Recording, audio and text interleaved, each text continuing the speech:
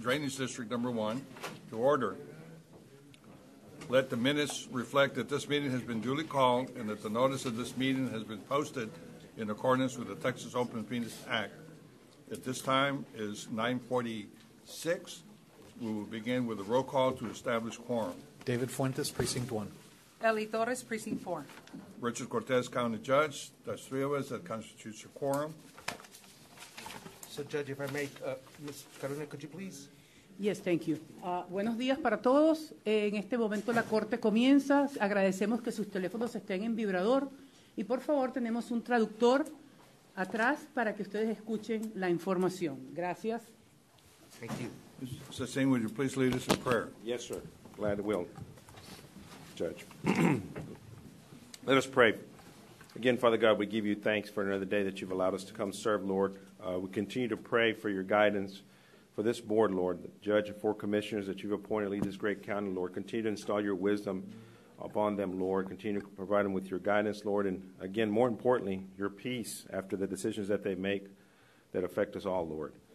Continue to ask for your guidance for myself, Lord, for all the workers of this great county, all the leaders of this great county, Lord. Continue to have your hand upon us, Lord. We pray for those and the cool wind that you have brought. Pray for those that they may be stayed warm, Lord. Watch over them, Lord. And we continue to ask for all your guidance in everything that we do, Lord. I ask this in your Son, Jesus' name. Amen. Amen. Do we have anybody sign up for open forum? Yes, sir, we do have one participant for the Drainage District. I will remind the audience to please respect the speaker's time. There is a 3-minute time limit, and I will advise when there is 1 minute. Martín Romero, or Mari, I'm sorry. Mari Romero. Buenos días. Mi nombre es María Romero. El día de hoy represento mi colonia Iowa Garden, el precinto 4. El día de hoy estoy aquí para darle las gracias a la comisionada Eli Torres y al señor Cecín, al señor Salazar y al señor Villarreal, ya que llevamos el 90% del trabajo de mi colonia ya a punto de terminar, y esto ha sido un trabajo bien fuerte. Les doy las gracias por siempre estar ahí al pendiente de mi colonia, y también trayéndoles una invitación a cada uno de ustedes. Vamos a tener la marcha de César Chávez el 28 de marzo. Están todos cordialmente invitados. Vamos a empezar en el Parque Municipal de San Juan, y aquí les voy a pasar una invitación. Muchas gracias a cada uno de ustedes.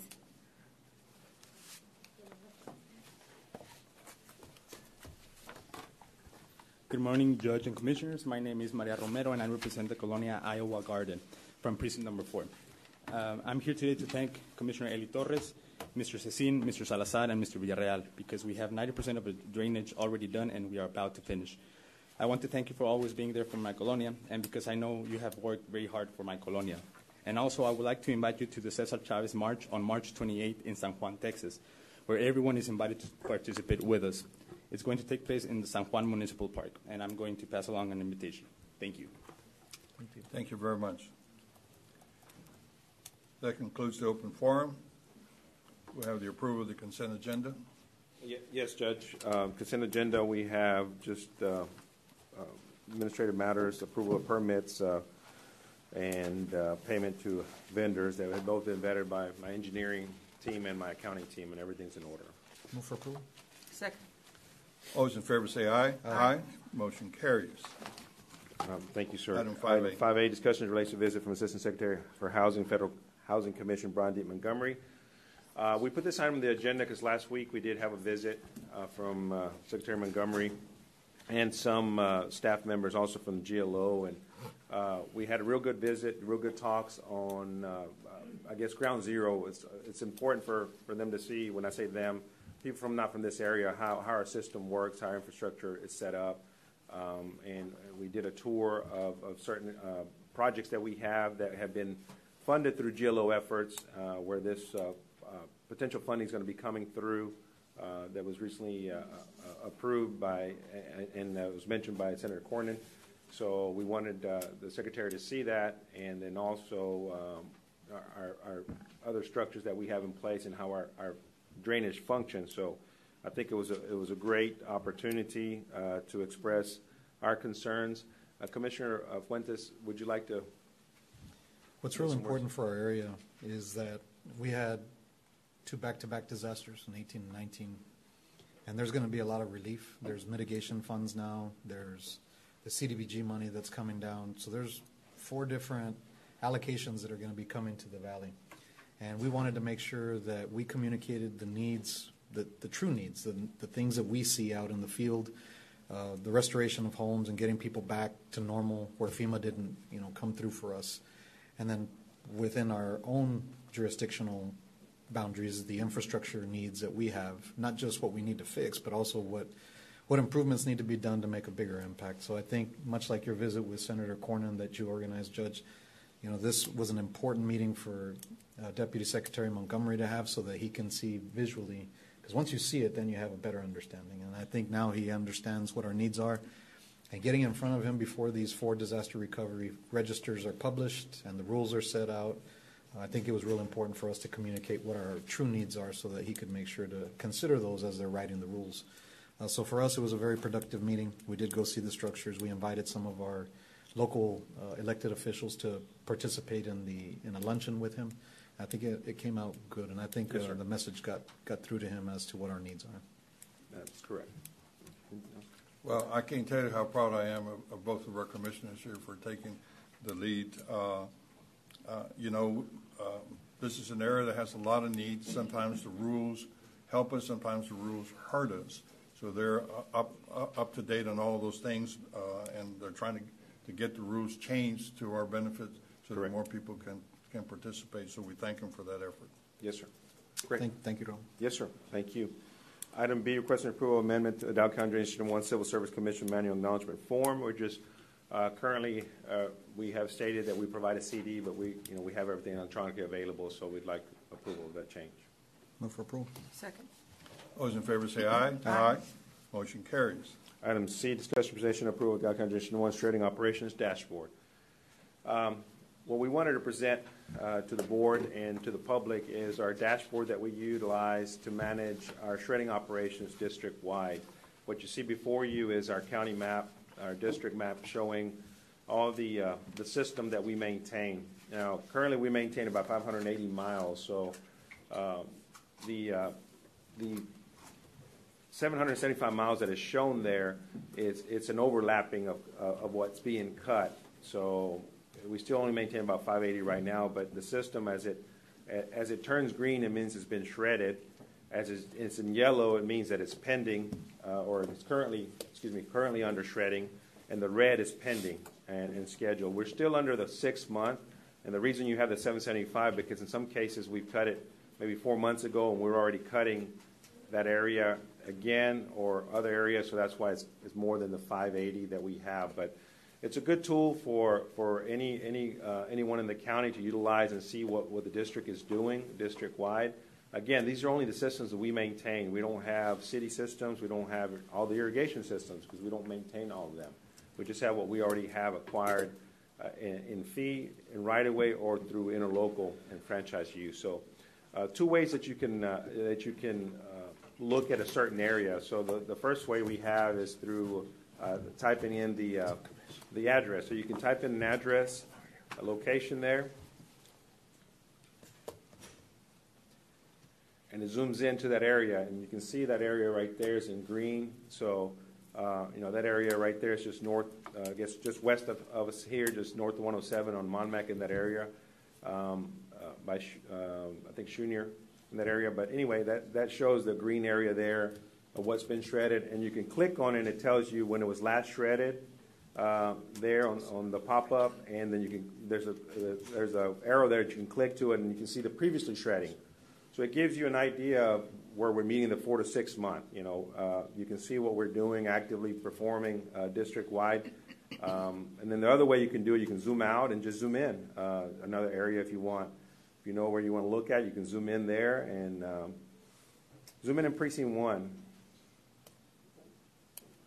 So we got some red in precinct 1. That's the bulk of our shredding, but it's ongoing. It's scheduled right now, so we should be in here pretty soon within the 6 months. So we had a pilot program about a year ago established for this, and we feel now that we've got it to a system where we can go live with it, and people can actually zoom in and see.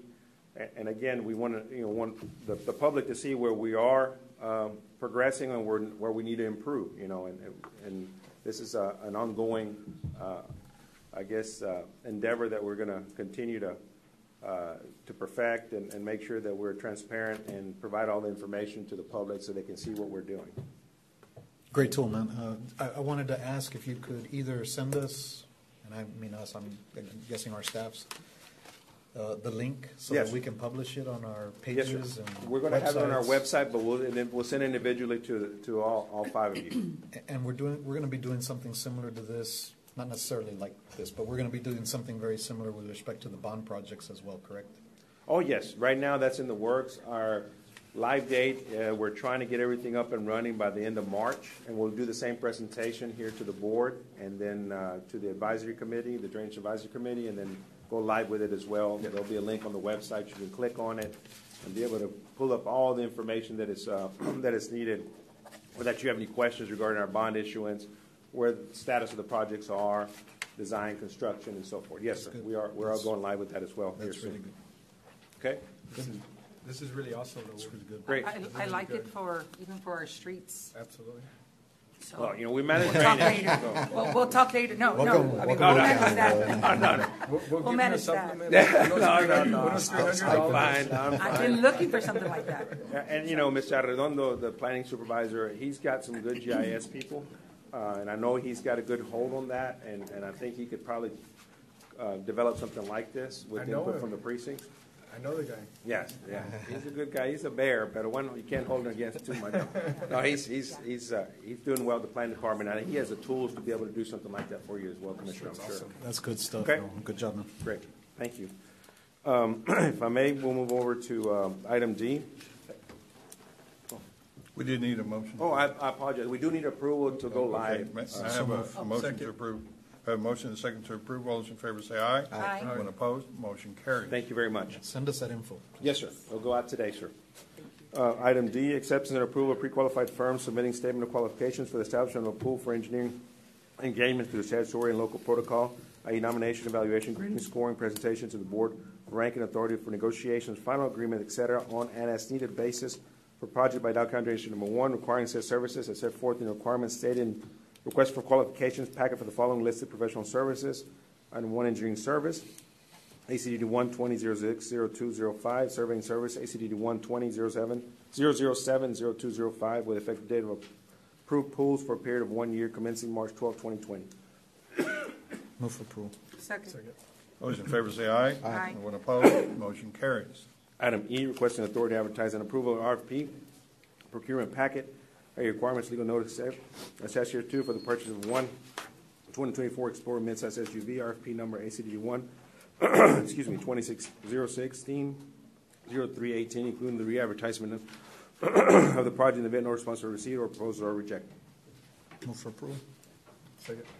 All those in favor say aye. Aye. Anyone opposed? Motion carries. Thank you. Item F, requesting approval of fund negotiated professional service agreement, number CACD 120170226, ROW Surveying Services LLC, as it relates to on-call professional surveying services on an as-needed basis, Dow County Drainage Number 1 projects, subject to legal review, approval for negotiation by the Board of Directors, February 11, 2020. Move for approval. Second. All those in favor say aye. Aye. Anyone opposed? Motion carries. Thank you. Item G, 1, requesting exemption competitive bidding requirements under Texas Local Government Code 262.024A4 for professional engineering services. No, move for approval. Sorry. Second. All those in favor say aye. Aye. Anyone opposed? Motion carries. Thank you. Item 2, representation of scoring grade of the firms graded through the district pool of pre-qualified professional engineers for the purpose of ranking by the Board of Directors in connection with the professional construction material testing, CMT, service on call on as needed basis required for the outcome Drainage Number 1. Firm name, Robert Kistner, Inc., 9733. It's Again Engineering, 9467. And Alpha Infrastructure, 94. Move for approval. Second. All those in favor say aye. Aye. Anyone opposed? Motion carries. Item 3, pursuant to the Board's approval, requesting authority for the Dow County District Number 1 to negotiate a professional service agreement with the number 1 ranked firm, Robert Kistner, Inc., for the provision of professional construction materials testing services on-call and as-needed basis, Dow County District projects. So move. Second. All those in favor say aye. Aye. Anyone opposed? Motion carries. Do I need to recess and call? Yes, the- sir. Yes, sir. I'd like to have a motion to recess the Drainage District meeting so we can call the other meeting to order. So moved. Second. All those in favor say aye. Aye. Anyone opposed? Motion carries.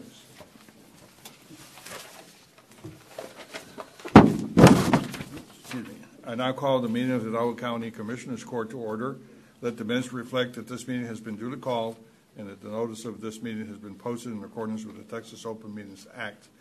I have, now it's 10:02 in the morning. It will begin with a roll call. David Fuentes, Precinct 1. Eddie Cantu, Precinct 2.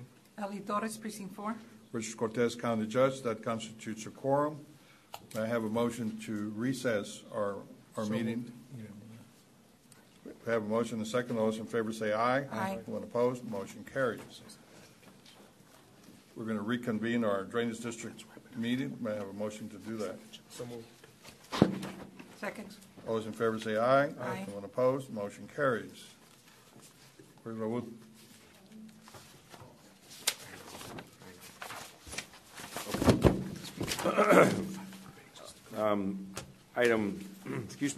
Item H, approval to delete M&O slot 12, construction inspector 2 position, grade 9, step 6. If I may, can I read them all at one time? Item 2, approval to create administrative slot 40, serving tech position, set salary at grade 9, step 1. Approval of serving tech 1 job description. Approval of budget amendment to transfer funds from M&O budget to administration budget for serving tech 1 position. Approval of revised salary schedule. There is no impact to the budget, it's just moving funds around. Move for approval. Second. All those in favor say aye. Aye. Anyone opposed? Motion carries. Item 6A, requesting approval of the following listed supplemental agreements for various 2018 bond referendum projects related to professional service contract to reflect the revised Exhibit D work schedule with an updated termination Can you date hear subject to me? legal review and compliance House Bill Okay. 2085. Can If you I hear the may, microphone? can we just Okay. go items A Yes. through? Yes. They're all just updating the contract schedule as stated. So, items A through G, we request approval. 6A through G. May I have a motion, please? So moved. Moved.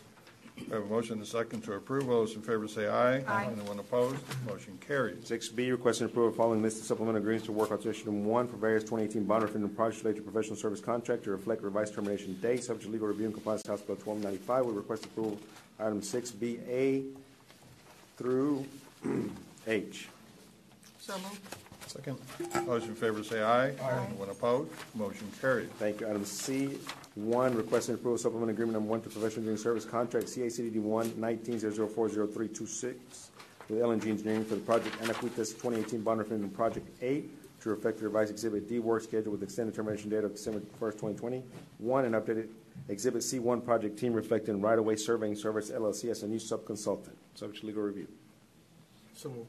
Second. All those in favor say aye. Aye.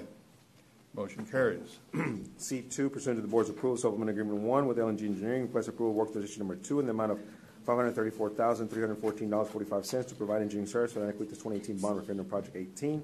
Contract CACD 1-19-0040326. Work position 2, subject to legal review. Again, just for the benefit of the board and the public, this is a 9% negotiated fee under the 10% that we committed to keep all our projects under.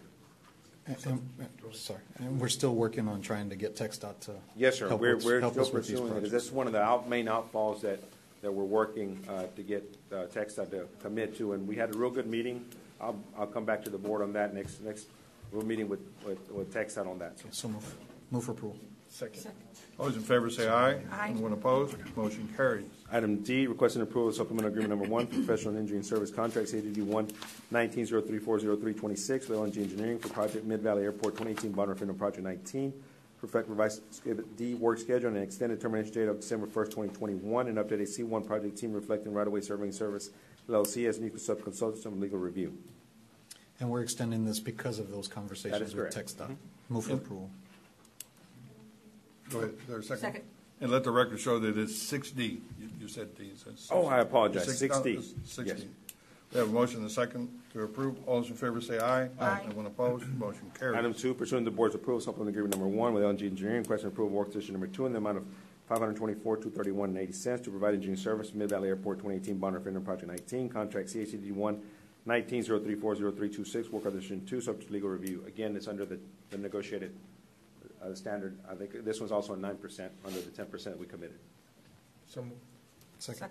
All those in favor say aye. Aye. Anyone opposed? Motion carries. Item E, discussion approval. Item by- 6E. 6E, discussion approval without consideration number 1 Resolution recognizing the necessity of acquiring easements or right-of-way or fee title in connection with the construction of Malone Drive and Palmer Road project in Dow County, Texas, and authorizing the acquisition of said easement or right-of-way or fee title described in the resolution, exhibits thereto by condemnation, eminent domain, or otherwise. Single vote shall apply to all units of property described in said resolution. Recommend approval. Second.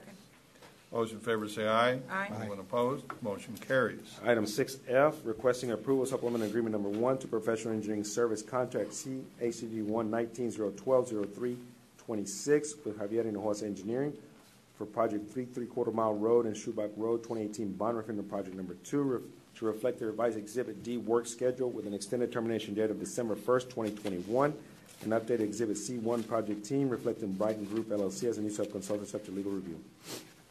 Move for approval. Second. All those in favor say aye. Aye. Anyone opposed? Motion carries. Thank you. Item 7A, requesting acceptance and approval work session number 6 in the amount of $35,474 as submitted by Millennium Engineering Group, Inc. in relation to professional CMT service for Alamo Expressway Drain Project through work contract number CACD 1-19-031-0409, Dow County Drainage District 1 on-call professional construction material testing services subject to legal review, compliance House Bill 1295. Move for approval. Second. All those in favor say aye. Aye. Anyone opposed? Motion carries. Thank you. Item 8A, requesting approval of an access and easement agreement for parcel 19 and 22 of the J9 project, and authority of the chairman of the board to execute documents. Move for approval. Second. All those in favor say aye. Aye. Anyone opposed? Motion carries. We do have a small item in the executive session. Okay. In accordance with subchapter D of Chapter 551 of the Texas Government Code, we'll be retiring to executive session to discuss the items listed therein. Any action to be taken will be taken in open court. I have a motion to retire into closed session. Second. All those in favor say aye. Aye. Opposed? Motion carries.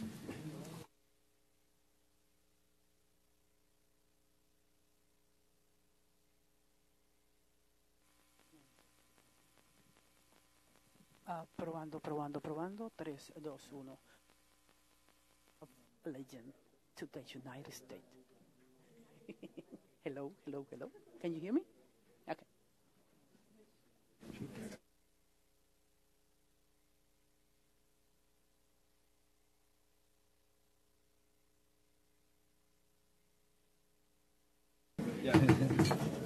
Okay, we're sorry we took so long there.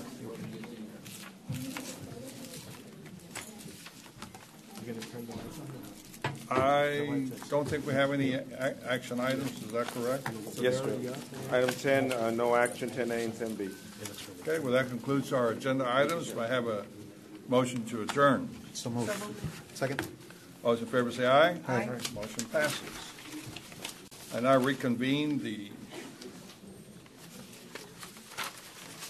meeting of the Commissioners Court. Today, ladies and gentlemen, we're extremely proud and honored to have Mr. Guadalupe F. Garza leading us in the Pledge of Allegiance.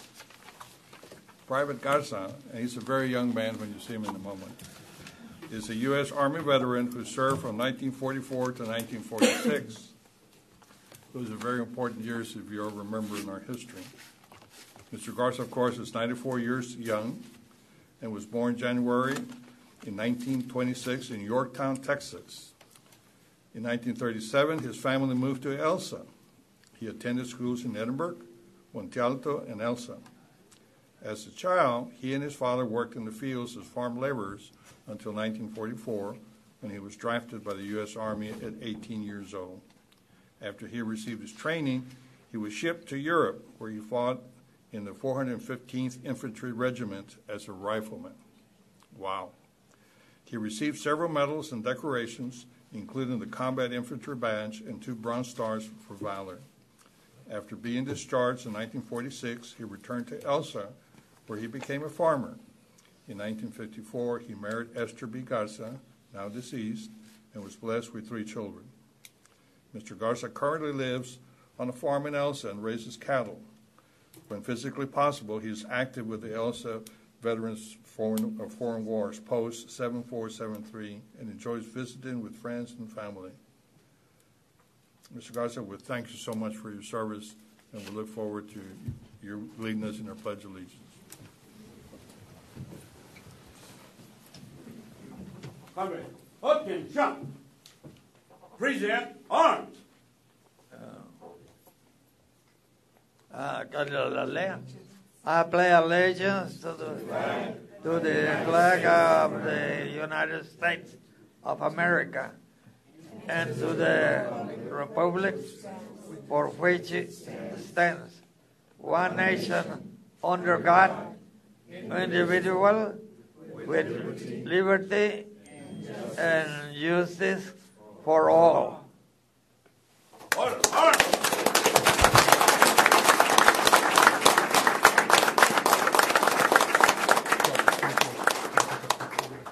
Judge. Yes, sure.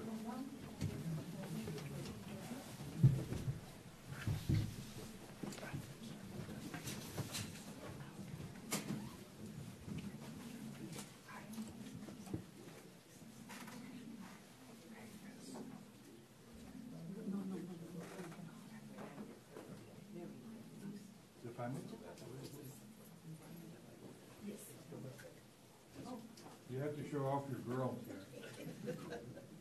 He is. He's a charter member of the BMW as well.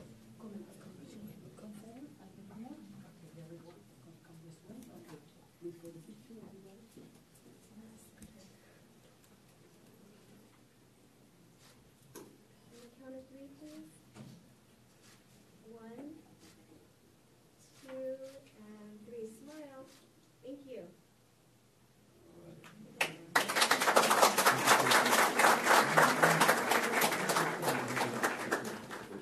Thank you. Thank you, sir. Thank you, man. Thank you. Judge, thank you.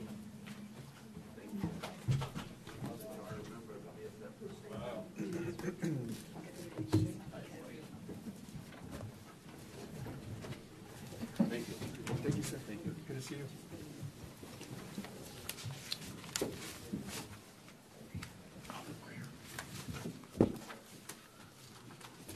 And now, just as important, if you could please lead us in prayer. Misty. Heavenly Father, we gather here today to make decisions for our community. May we use only our best skills and judgment, keeping ourselves impartial and neutral as we consider each matter that is placed before us. Allow us always to act in accordance with what is best for our community and our fellow citizens. In your name we pray. Amen. Amen.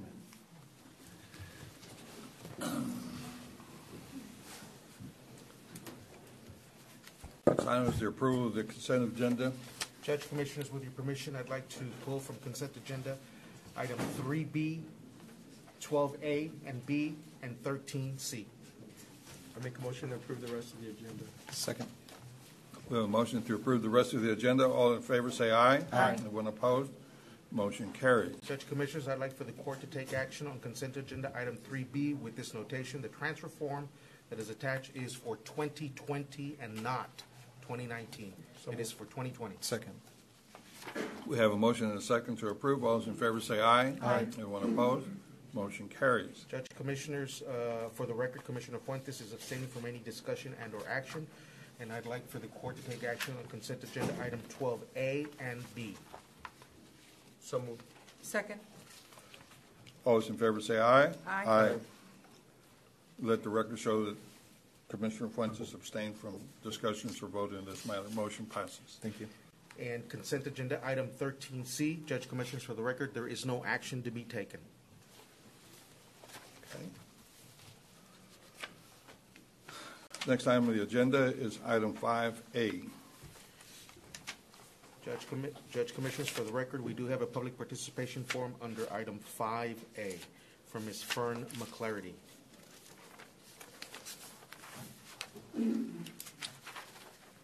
Well, the one thing I've been asking around this morning is that you're going to do this with the city of McAllen.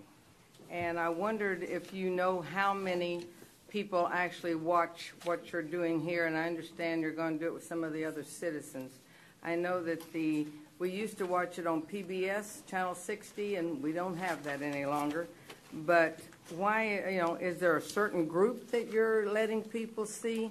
Because the average people that work and live in Hidalgo County don't have computers, and they don't have any way of having this. I don't have a channel to see my own school district or my city meetings. That's why I go to the city meetings. And so I'm just asking, how many people of the population of Hidalgo County will actually benefit from this? Thank you. Okay. Has that item been read? I make a motion to approve it. This one's the approval of an interlocal agreement between Hidalgo County and the city of McAllen to broadcast Commissioners Court meetings. Let the record show that every other city that has similar facilities to do that has been asked to do that. And it's all on a volunteer basis. And it's all about transparency, letting as many people watch this on TV as possible. So moved. Second. We have a motion and a second. All those in favor say aye. Aye. Anyone opposed? Motion carries. Item 6A. Welcome, Judge. Good morning, everyone. Good morning, Commissioner Fuentes, Commissioner Cantu, Commissioner Torres, and Judge Cortez. Good morning. I'm coming today, as you're aware, for the past 3 years, I've presided over the 449th District Court. The 449th District Court was created for purposes of presiding over juvenile cases. For the past 3 years, I've presided over 2,000 juvenile cases. And during these 3 years, I've come to notice some things in regards to those juveniles that have been before me. A lot of them are testing positive for illegal substances, close to 60%. We have very limited resources for young juvenile females. So prior to taking the bench, I did a little bit of homework, and I went myself to Bexar County and to El Paso County. And I mentioned these two counties because they have the same demographics or similar demographics as Hidalgo County. And they, too, were experiencing some of these same issues. So what Bexar County created was a female juvenile mental health court for those girls who they were trying to divert from coming into the juvenile system. Currently, we pay, or the probation department pays, anywhere between $150 to $200 a day for every child that is sent to a residential treatment. That stay usually lasts anywhere from 9 months to a year, therefore resulting in close to $200,000 for that one child as they're in the residential placement. Why is this an issue? Because I am very limited in regards to what type of outcomes I can decide due to the limited resources, not only that we have here, but throughout the state of Texas. And so therefore, I'm sometimes forced to decide to send them to these treatment centers. So what I'm coming to you today is to ask for your approval and for your authority to create 2 juvenile specialty courts. Currently, there exist no juvenile specialty courts here in Hidalgo County, and as you are aware, come the 2020 census, we are going to hit close to 1 million population, and that includes the juveniles. These 2 programs, the juvenile drug court, along with Lifelines, which is a female juvenile mental health court, these 2 courts will be diversionary programs that will allow us to specifically give specific treatment to these juveniles for not only drug abuse, addiction, but also for mental health diagnosis, especially in our young girls. These 2 courts will be essential to the juvenile system, and more importantly, they will help save taxpayer money. Now, I am coming to you because I need approval for these 2 specialty courts. And because I need the approval of the 2 specialty courts, I am currently asking also for permission to submit 4 grants, 2 state grants and 1 federal grant. The 2 state grants would be for the mental health court, which is going to be applied through the Office of the Governor's Office Specialty Courts Program, and then the Office of the Criminal Justice Division of the Governor's Office. And then we have also the drug court, which is going to be a federal grant as well. I know the question that's going to come up more likely is there matching? In regards to the state ones, no, there is no matching. And I'm sorry.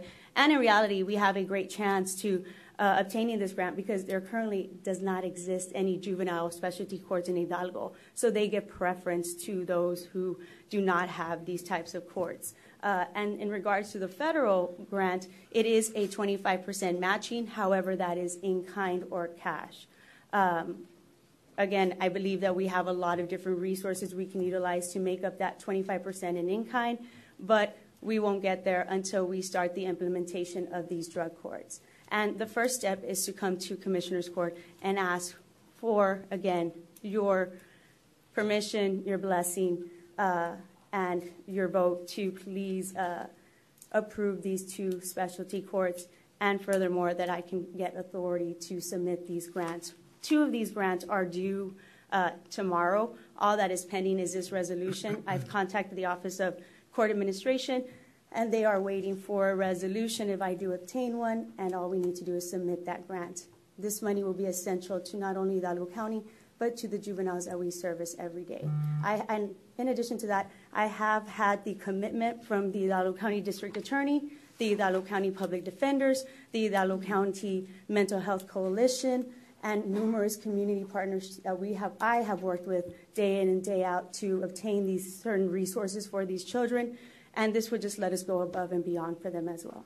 You need for these specialty courts to be approved in order to apply for the grants? Yes, it is required by the OCA for the state grants to get a resolution reflecting the creation of these specialty courts. And in that resolution, it also gives me the authority to submit these grants to the state of Texas. And how are they staffed?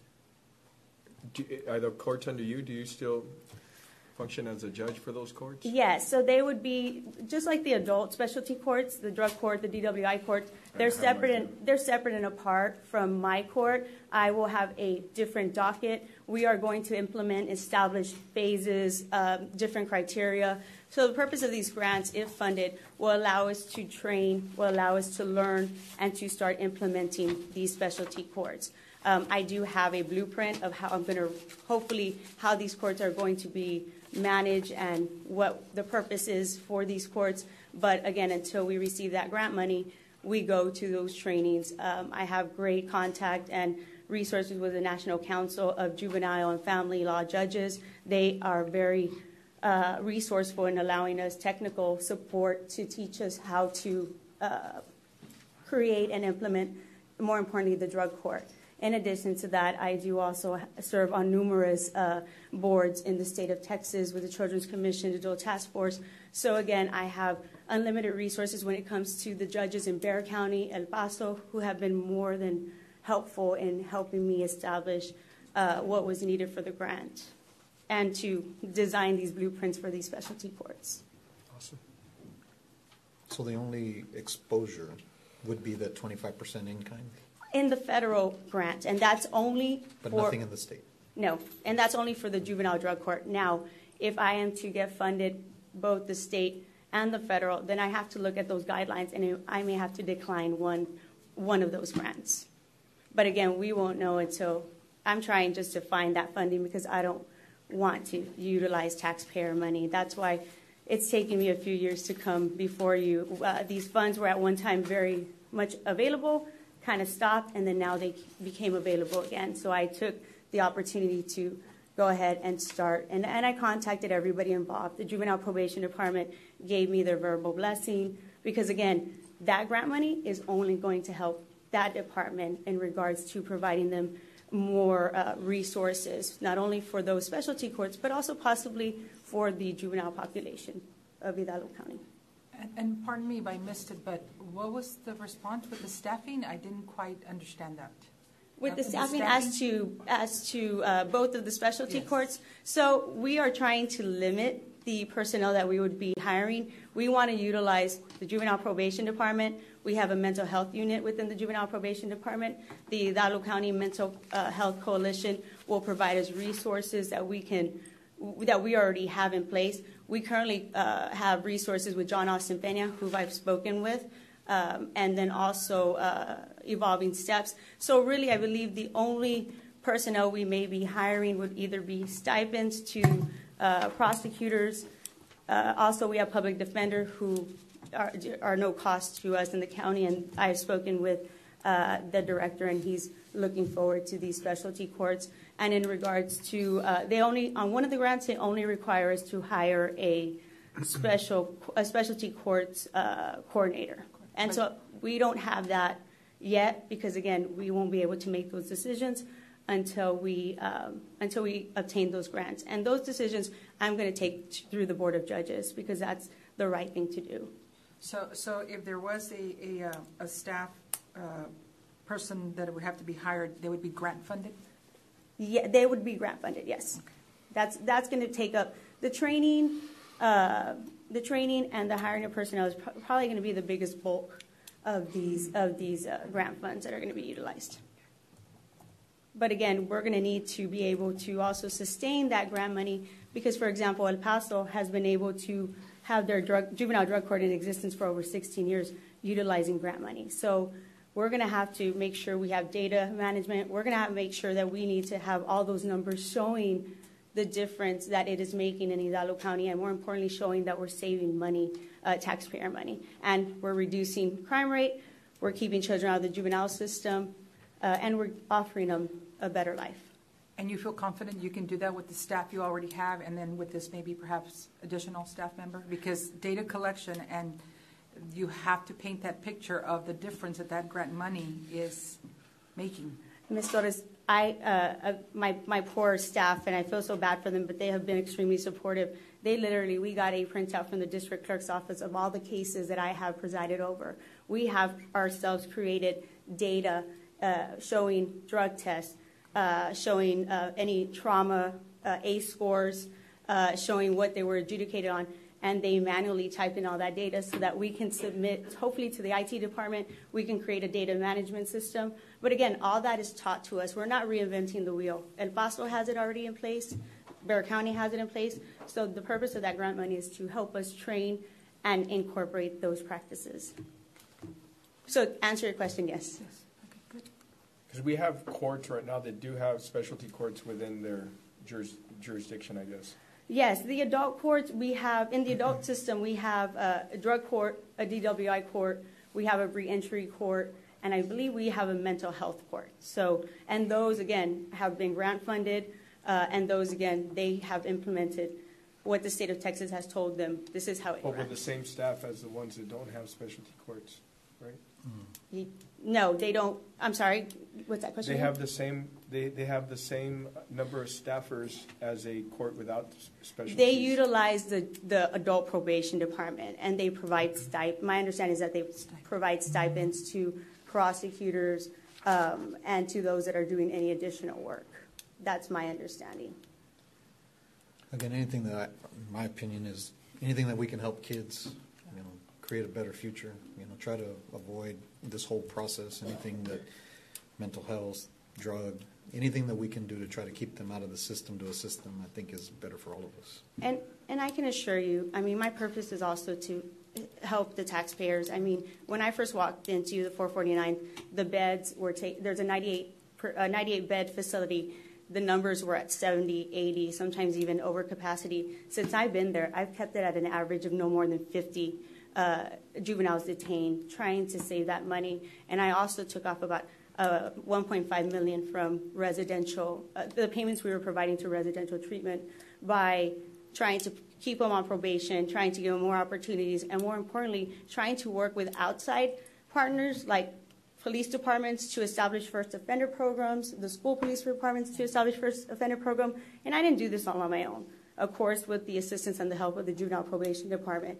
And it did take some time. We had some transition with the new chief, but now everything's up and running. Everything's going great, just like it was before. Well, Judge, I commend you for your hard work and effort and caring for the youth of our community.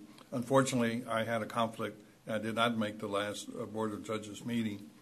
And I know that time is of the essence, and that's why you're here. Should there be a recommendation to approve it, and I think we should. We can't let this deadline come and go. Can we do it subject to legal review until we have an opportunity to check a couple of items that, okay. So, does somebody want to make that motion? Do we need to go one by one? Yes. How much do we do? Well, I think the first one, you want her to read them? Yes. Okay. Let's start with If you can read. On the authorization to submit grant application to the Office of the Governor Public Safety Office Criminal Justice Division Specialty Courts Program for fiscal year 2021 in relation to the Hidalgo County Juvenile Drug Program. Do you want them all? Do you want me all to read all three? And we can make a motion for all three. That's fine. Yeah. Go ahead. And then approve. So item 6A through 6A, 6C, and 6D are there's an additional number because we need a resolution in support of these specialty courts. So, for example, on 6A, it is approval and resolution in support of the Hidalgo County Juvenile Drug Court Program and to designate county judge as a grantee authorized official to sign documents. And then, of course, the other requirement is the approval of CEO/law enforcement certifications and assurances form and to designate the county judge as a grantee authorized official and to sign documents. Move for approval. Second. So that's on 6A, 1 through and 3. Which is Yes. subject to. Subject to legal review. Okay. Motion a second. We have a motion and a second. All those in favor say aye. Aye. Anyone opposed? Motion carries. The next item is 6B. The next item is 6B. That's authorization to submit grant applications to the United States Department of Justice, Office of Juvenile Justice and Delinquency Prevention for the fiscal year of 2020 Juvenile Drug Treatment Court Program. Move for approval. Second.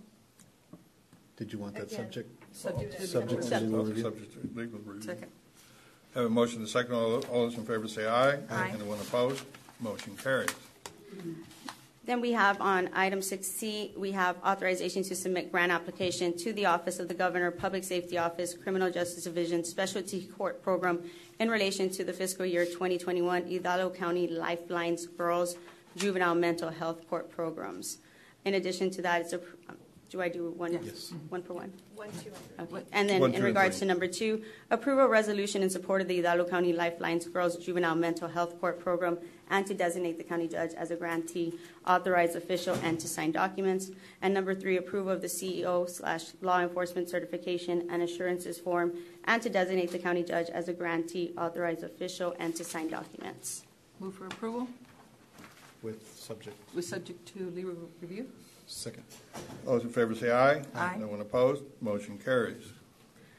Item D is authorization to submit grant application to the Office of the Governor, Public Safety Office, Criminal Justice Division, Criminal Justice Program in relation to the fiscal year 2021 Hidalgo County Lifelines Girls Juvenile Mental Health Court Program. Number 2 is approve a resolution in support of the Hidalgo County Lifelines Girls Mental Health Court Program and to designate county judge as a grantee, authorized official, and to sign documents. And number 3 is approve of the CEO law enforcement certification and assurances form and to designate the county judge as a grantee, authorized official, and to sign documents. Move for approval, subject to legal review. Second. All those in favor say aye. Aye. Anyone opposed? Motion carries. Judge, thank you very much. Thank you to each and every one of you for your time. I'm hoping that we get these grants, and I would love to one day come back and show you the impact we're going to be making. I appreciate your time. Have a great day. Yes, thank you. Judge, with your permission, can we move up item 19A and B? There is an Austin trip that we have pending, Sure. and it's for CSA. Mr. Longoria? There he is.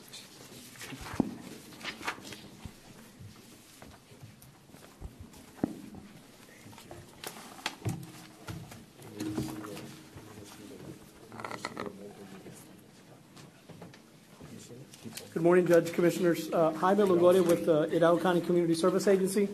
I appreciate the consideration. I do have a trip pending to Austin in a few minutes, so I asked to be moved up on the agenda.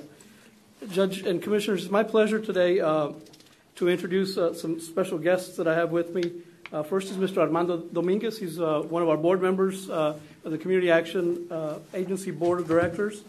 We also have Ms. Monica Garcia and Ms. Aide Ibarra, and they're going to present in just a couple of minutes. And also have one of my staff members, Mr. Michael Elizalde.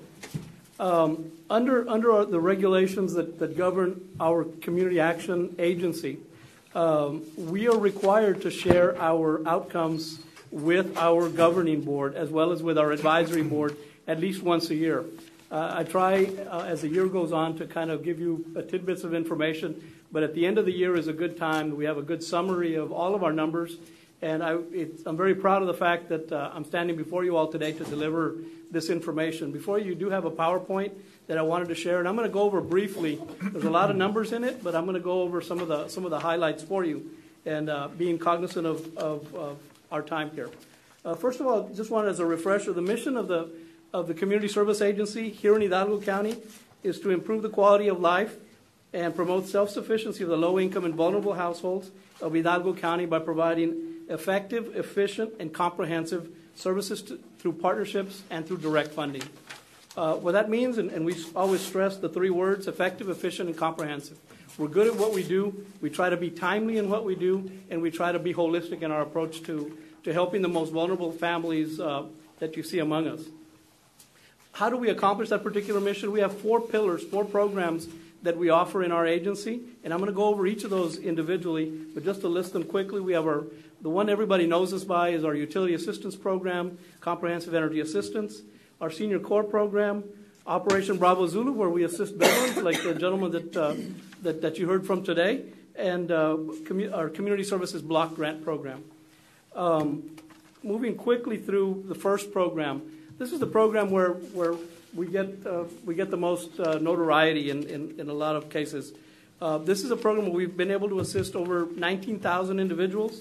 That represents a little bit short of 8,500 households, with about $600 worth of utility assistance for each of those households. These are all families that are living below 1.5 times the level of poverty. I wanted to do away with some of the myths about our clientele. Contrary to what you hear out in the community about our clients are really, a big portion of them, 33% of them are children. Another 33 or 34% of them are seniors. And then the rest are the working poor that come into our facility on a daily basis asking for assistance.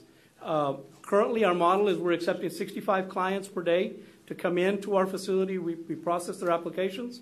Plus, we go out to over 150 adult daycares to provide services to the adult daycares, to the seniors, and disabled folks in their setting, so we don't have to disrupt their lives.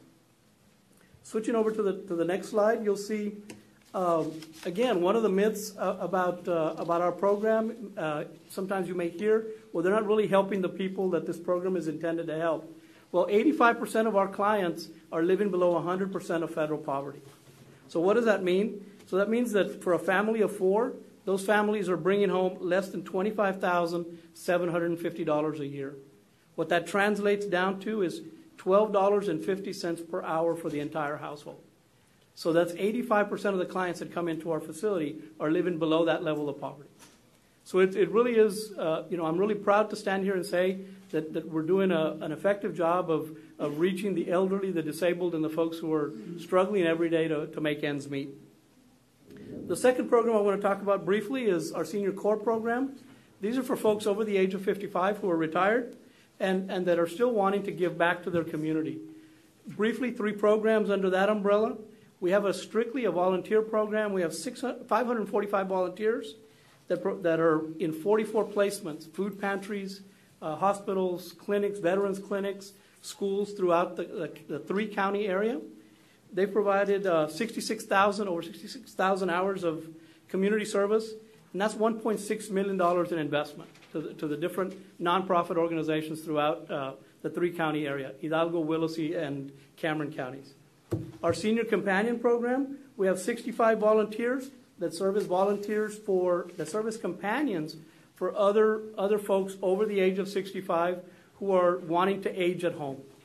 I think we can all relate to the fact that we may know of a loved one, a grandma, a grandpa, or a mother or a father who, we got to come to work. We don't know what to do with mom because they're by themselves. I know I was faced with that. Well, this program helps to fill that gap of services.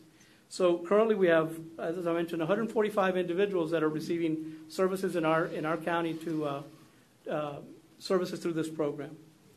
Our Foster Grandparents Program, we have 42 volunteers that are providing services in the Head Start centers throughout Hidalgo County, and they serve as foster grandparents. They read to children. They provide an extra set of eyes and ears in the classrooms, and we're proud to partner with the Hidalgo County Head Start program. Incidentally, those last two programs, there's a little stipend of $3 an hour plus travel plus meals that each of those volunteers receives for their efforts. So it's a little bit of extra pocket money for the folks that are serving as volunteers. Moving quickly, Operation Bravo Zulu. We're in the third year of providing services to veterans. I'm proud to say that this program serves veterans that are living below 200% of federal poverty. And so we're able to identify those veterans that are struggling, that just need a hand up, okay?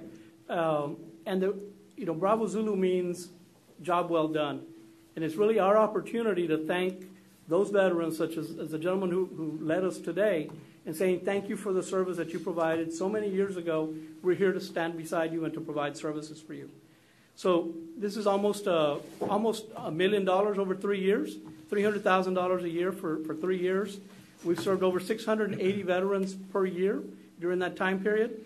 And probably the most important part of Bravo Zulu is we're able to refer them to other services in the community. I've shared with you that frightening statistic where we have veterans, every day there's 21 veterans that commit suicide in this country. And out of those 21 veterans, 13 of those have never been connected to the VA system that's designed to provide assistance to them. And we've said that in Hidalgo County, that's a shameful statistic, and we want to make sure that we address that. So when veterans come in to receive services under Bravo Zulu to help them pay their light bill, we make sure that they're connected to the Veterans Administration. Finally, the last program, and this is a program that's a little complicated, and I tried my best to break it down so we can convey the message that we want to convey. Our Community Services Block Grant Program, 3 components. First component that we're pretty well known for is our disaster assistance.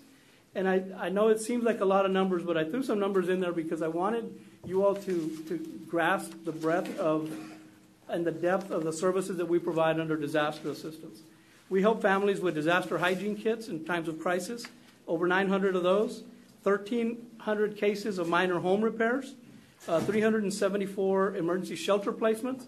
Those are folks. You need to flip the. Oh, I'm sorry. Could you flip the? There you go. 374 emergency shelter placements. Those are families and individuals that come to us that don't have a place to live.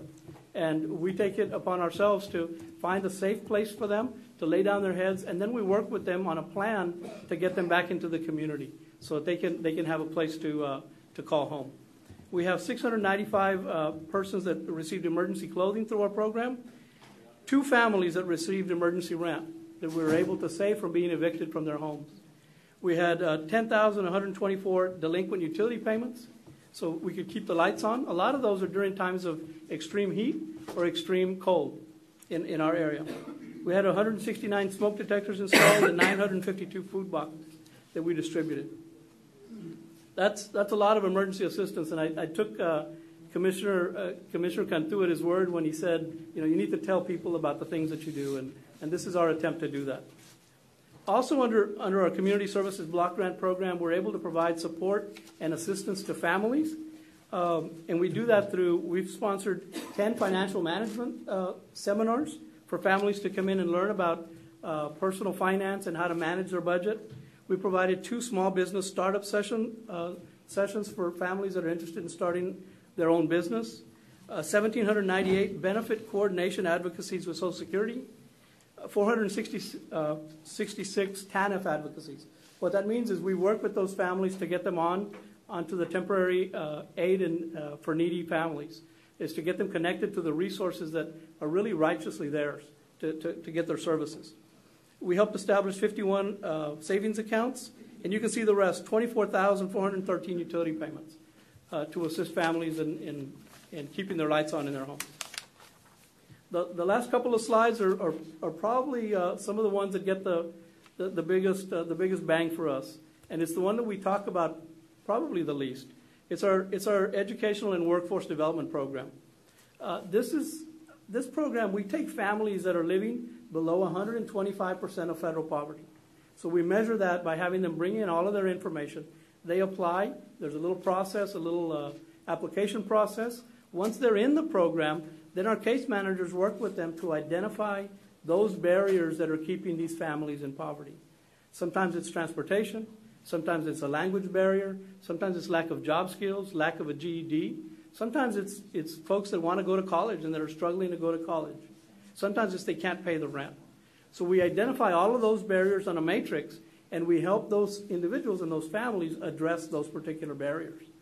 So I'm proud to say, and each year is different. So one year we may have a couple of bachelor's degrees. Other years, I know a couple of years ago we had police officers. I used to joke that I could drive through a particular city in Hidalgo County, and a lot of the police officers knew me, so I thought maybe I could speed through the town. No, not really. But we were able to help an awful lot of folks, in their ability to achieve their dream. This year, I'm proud to say we had 47 individuals that obtained a credential or their degree. We had 30 individuals that received college readiness training. 151 individuals received financial support and educational-related expenses. And we had 86 individuals that received educational support, such as computers or application assistance or textbooks. Is the 125 for federal property statutory, or is that? It's statutory, yes, sir. It's part of our program. For our utility assistance, 150%. For our veterans, it's 200% because that was our own program. And for this particular program, it's in statute 125%. So the next slide is difficult to see. And I wanted to make sure that it's difficult to see on the screen. And I wanted to make sure that you all had this information. What this is a matrix that gives you the number of folks in the household, the particular course of study that individual was undertaking, the date that they came to us last year, the amount of household income for that particular family, the poverty level as we measure it, okay? The next column is when that individual graduated from our program. TOP is an acronym for transition out of poverty. That's when they got above 125%.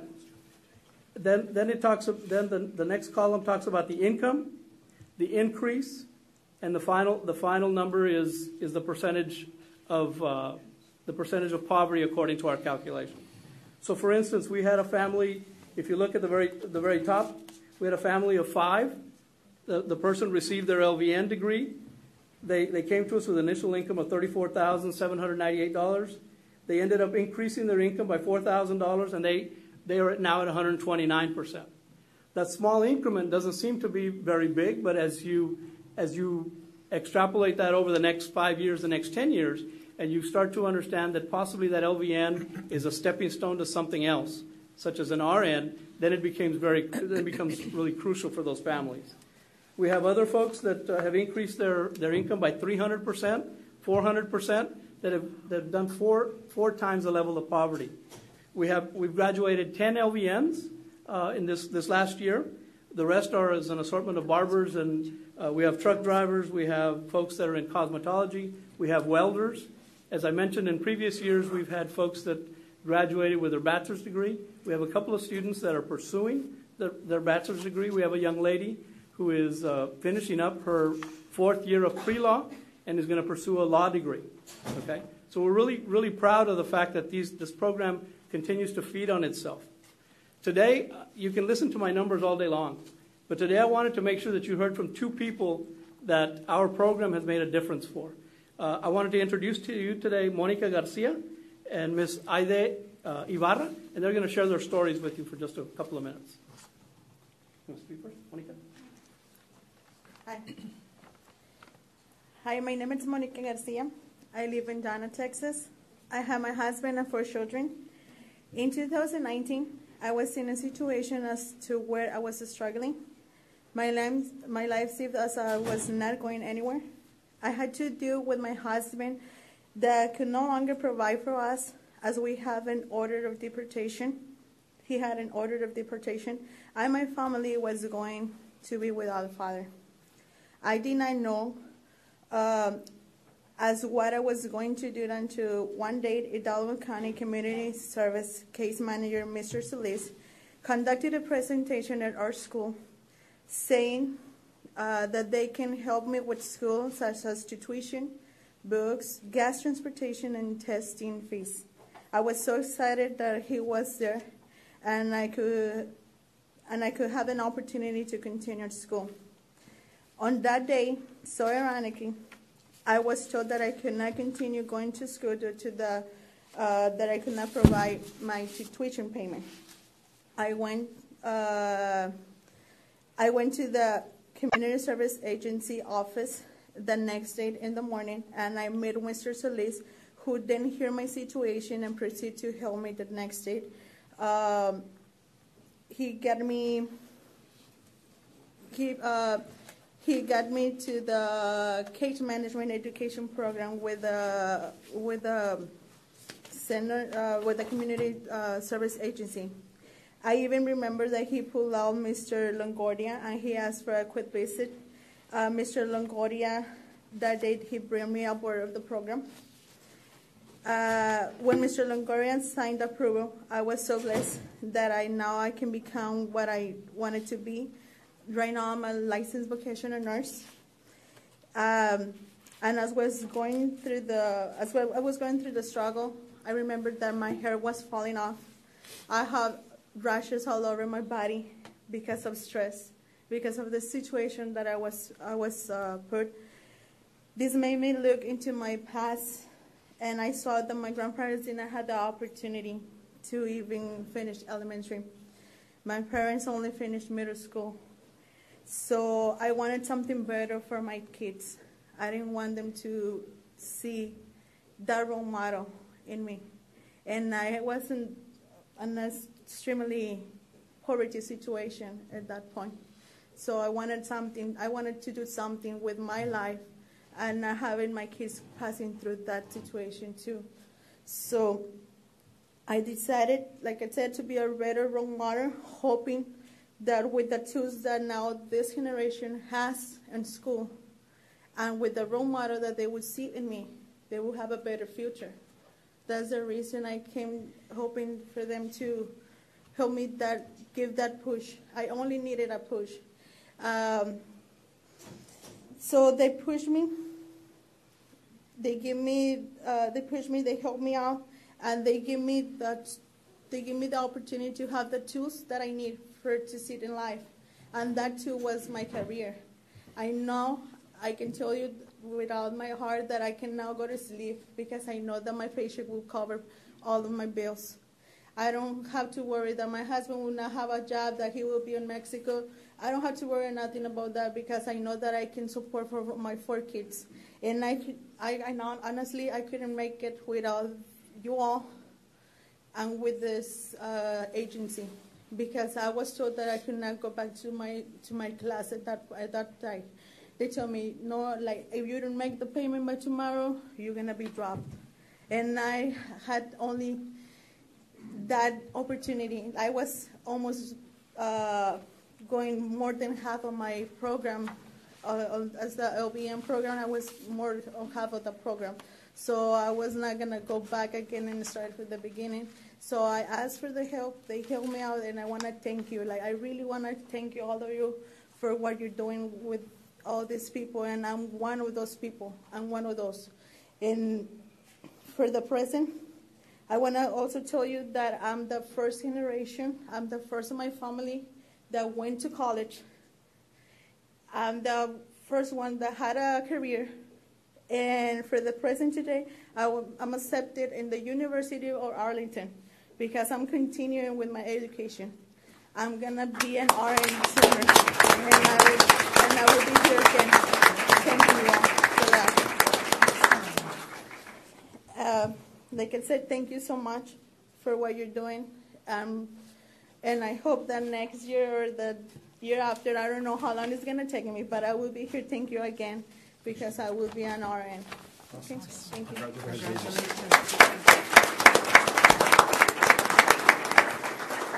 We also have Miss Aide Ibarra. Hello, good morning. I'm a little bit nervous. All right, so I'm 23 years old. My story is a little bit different. I'm a DACA recipient. Back when I was in high school, I didn't know I wasn't a citizen until I was in my freshman year of high school. So I remember when my teachers would talk to us about applying for financial aid and stuff like that. And when I was actually doing it, I noticed that I wasn't able to apply for it. I wasn't eligible for it. So that's when everything started falling apart, and then the deferred action for childhood arrivals was approved, and I was eligible for it.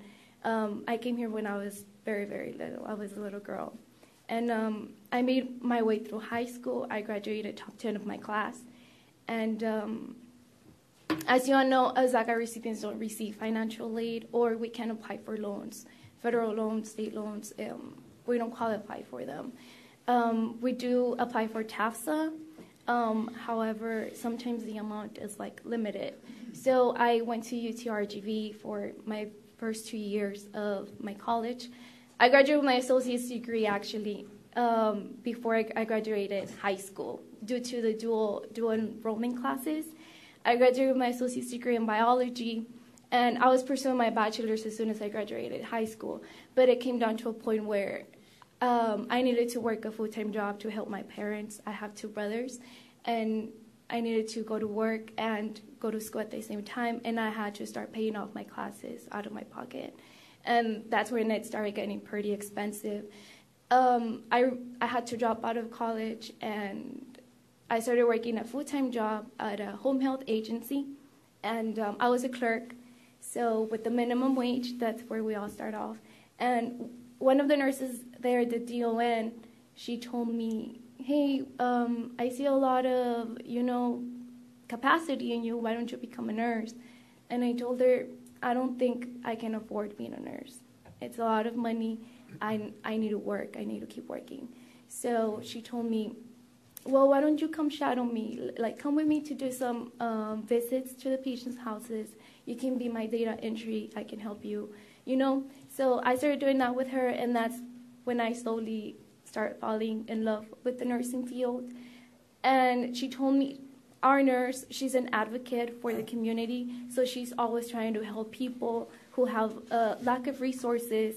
So she told me, I know that the Hidalgo County will be able to help you. So that's when she brought me with Mr. Elizalde, and he helped me throughout the whole process. And I was able to, one of the recipients, that he chose to help me. I enrolled in the LVM program at RGV College, and I enrolled in the night classes because, of course, I had to keep my full-time job. So night classes are a little bit longer. They're 2 years instead of the regular pathway, which is a year. But I'm grateful and blessed to be able to graduate this May with my LVN. And I have the advantage that I graduated with my associate's degree, so I already have my prerequisites done, and I'm ready to start my RN program as soon as I graduate. And I know this wouldn't have been possible without you all's help, without Mr. Elizalde's help, and without DACA. I have my little brother. My 2 brothers are also DACA recipients. So for my barrier would be like the fact that we don't receive as much help. And there are scholarships. But back then when I graduated high school, there was like limited amounts, maybe like 10. And a lot of people apply to those scholarships. So it's really, really competitive to get a scholarship. I was a semifinalist for one of them, but I wasn't able to get it. So now I see that many organizations are getting together. They're creating more scholarships, more funds for these students just like me. And I'm really grateful for the opportunity that they bring to us, because we want to bring back to the community. I want to bring back to the country that I grew up in. I want to bring back to my teachers, because I consider this to be my country. And I want to give back as a nurse to all the people that were able to help me. Thank you so much. Congratulations.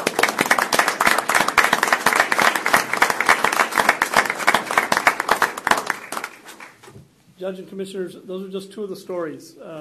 We transitioned 85 individuals this past year, and I've asked our case managers to up that number to over 100 so that we can continue to not only meet what the state requires. The state requirement is 66 individuals. We want to double that at some point. So we're working towards that goal as far as transitioning families out of poverty. Also, the very last slide, Judge and Commissioners, is as we look to the future, I just wanted to throw some ideas out there. I wanted to make sure the community knows that we've received our new utility assistance allocation. about $6 million to assist families. So we're accepting those applications on a daily basis. We also have been mobilized to, we're mobilizing our workers to be out in the more than 150 adult daycares throughout Hidalgo County. We've unveiled our special response unit. As a matter of fact, I'm proud to say that it is in Austin this morning, being displayed to the Board of Directors of the Texas Department of Housing and Community Affairs. It's being showcased to them because they're looking to that as a model to provide services in times of disasters from our agency. We're also gearing up for our census response, and we're in the process of applying for a little bit of funding that was made available to us, about $100,000 that you'll see next week for our disaster relief supplemental funding that's coming to us. So with that, I would entertain any questions or any comments regarding our 2019 program summary. The reason I wanted you to, when I said that you should make it public what you're doing, is not necessarily to brag, but just to let people know what we can do for them, what we can do for individuals like this, because a lot of people don't know what kind of resources we have. And I'm glad you've broadened it from where you were, from where it was before, and I want you to continue to do that and continue to help these people. Your staff and yourself, you guys are doing a tremendous job. Thank you, Commissioner. My only complaint is you can't do more. Because I know that during the disaster recovery, you're limited as to how much time you spend daily working on assisting people with that. And your response was really critical to getting people back on their feet during both disasters in 18 and 19. So I'm very thankful for you and your staff. And then to elaborate on the success stories that you have here today, congratulations, young ladies, for pursuing and your success. You'll be great role models to the people around you and a great example of what the CSA does for people in our area. So congratulations to all of you in whatever role you played in these stories. So thank you, Jaime, and to all your staff. Thank you, Commissioner. I'd like to add, Mr. Longoria, I'd like to commend you and your staff. I have traveled with you to various conferences, and let me just tell the entire county that we are a model agency. And Mr. Longoria, you're doing a fantastic job, and you and your staff, and I know that those numbers that you spoke about can be doubled because of the staff you have and yourself as a leader. Thank you for that, and congratulations to these people that came before us today. Keep it up. Thank you, Commissioner. Thank you. Yeah, I'm blessed to have a very good staff. I keep hearkening back to that cat that I talked about. There's a meme out there that has a cat walking in front of about 20 German Shepherds that are all sitting in attention, and the cat's walking in front of them, and the meme says, "What was I thinking?" And that's kind of how my staff feels, is what was this guy thinking? Because we are in Austin today, and we are going to continue to push the envelope and to become more efficient. I've always said that CSA is a CAP agency is the best kept secret in the county, and we've got to make sure that people know about all the different things that we can do with our funding, and we need to really push the envelope on a daily basis. So thank you all so much. Thank you very much. Keep up the good work. Thank you, sir. Judge, Commissioner, may I take the next item just briefly? Yes. Sure. It's item 19B is discussion, consideration, and action to recommend approval to accept and allocate program year 2020 direct deposit EFT from Direct Energy in the amount of $25,000 from the Neighbor to Neighbor Fund for the benefit of Hidalgo County residents for utility assistance. Move for approval. Second. Those in favor say aye. Aye. Anyone opposed? Motion carries. Thank you, Judge. Thank you very much. Thank you. Congratulations again. Congrats. Judge, I'm going to ask for one other item to be taken out of order. We do have, and I think I saw her in the audience, Ms. Ramon, given our early vote. And she's busy. So, Ms. Ramon, under elections administration. Oh, there she is. Okay. Which would be 21A and 21B. Thank you very much, Judge and Commissioners. Yvonne Ramon with the Elections Department. We will take 21B first, if I may please take it out of order. I know that Constable Gaitan is here for this item in case there are any questions. Item B says discussion, consideration, and approval to pay out overtime hours to be worked during the election period of early vote election day and runoff election for the March 3rd, 2020 primary election by the Hidalgo County's Sheriff's Office and Hidalgo County Constable Office assigned security deputies in accordance with Hidalgo County Civil Service Commission rules. Move for approval. Second. Those in favor say aye. Aye. Anyone opposed? Motion carries. Thank you sir. very much, Thank you, Judge. Councilman. Thank you, Judge Commissioners. Thank you. We've got, when we discussed the early voting weeks that we're going to try to man, we wanted nothing to do with us manning Precinct 4. So what we did, we talked about it, and my deputies are manning the west side, and the west side deputies are over here with us.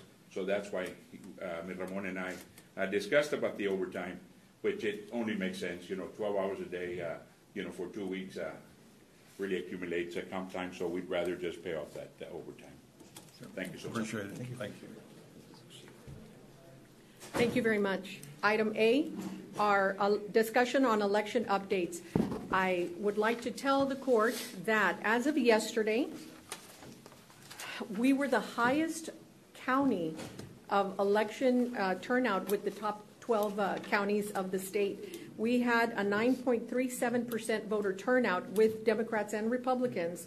The second highest in the state was Fort Bend with 9.22, and the third Montgomery with 8.06. So although the numbers are low, because we had through yesterday 35,537 turnout by voters, we do have to take into account that we are at over 370,000 registered voters. So again, anyone listening, make sure that you are encouraging everyone, that your family, your neighbors, anyone that you know, to get out and vote. Early vote ends this Friday, the 28th of February, again, 7 to 7, and March 3rd on Tuesday is Election Day. Keeping in mind that there will be 73 poll locations, and you can vote anywhere in that, for those 73 locations. So no excuses. We need to get out there and vote. Before I came at 9:40 a.m., we had only 352 voters turn out today. So that number is low compared to over 4,000 yesterday. So anyone that you know, let's get out there and vote. Let's not wait for Friday. The propositions on both ballots are on. It takes longer to get through the ballot. Make sure you go on our website and read those propositions so that you're ready to vote once you get there. What percentage of the total voters that have already voted are first-time voters? That we would have to look at. That's not something that our system gives us, but it's something I can research for you, because it's not a report that we can pull out. So we would have to go through the state for that. In Precinct 1, as of Sunday, I think it was like 1,500. First-time voters?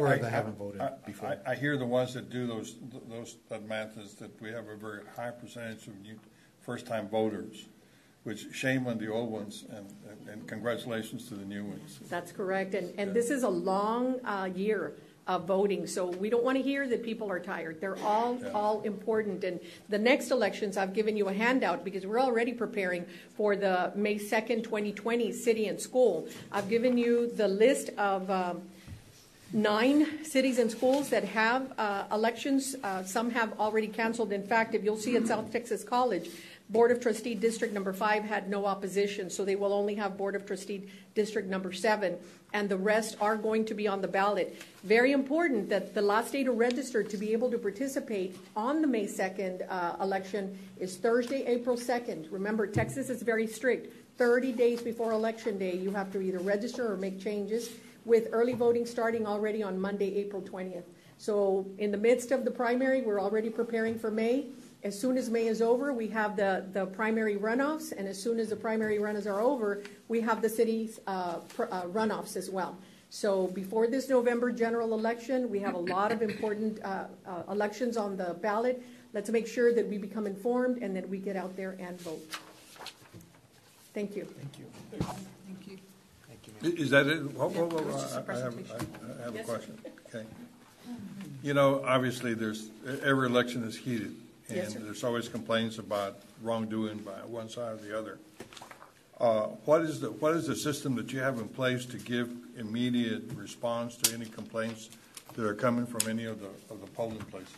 Well, definitely it goes, we have a call center that is for the polling locations only. So if my staff that mans the polling locations cannot respond, then I am available. My assistant director and my 2 managers are available all day long and into the evening. So we take all the calls that come through. We also have, of course, our elections email system that we are all manning and we respond quickly. But basically, the calls come to the office and they are taken care of immediately. And of the calls that you received, how many of them were bona fide actual complaints that resulted in wrongdoings, or they were just allegations that were not supported by any facts? There have not been any allegations that have proven to be wrongdoing. Many times our voters, our community, maybe doesn't know the law. For example, I had a call yesterday complaining that a candidate was assisting. The law does allow a candidate to assist. What the law does not allow is a candidate to electioneer in the poll location or within 100 feet from the door in which a voter enters or exits. So many times there are misinformation or not enough knowledge of the laws. And so those are the kinds of calls we get. Other than that, I don't recall any other specific call that alleged wrongdoing. Okay. Thank you very much. Yes, sir. Thank you. Thank you. Okay. Back to the regular agenda item. Thank you, Judge, Commissioners. We appreciate everybody being patient. We are on item 7A? 7. Yes. Ms. Rosie.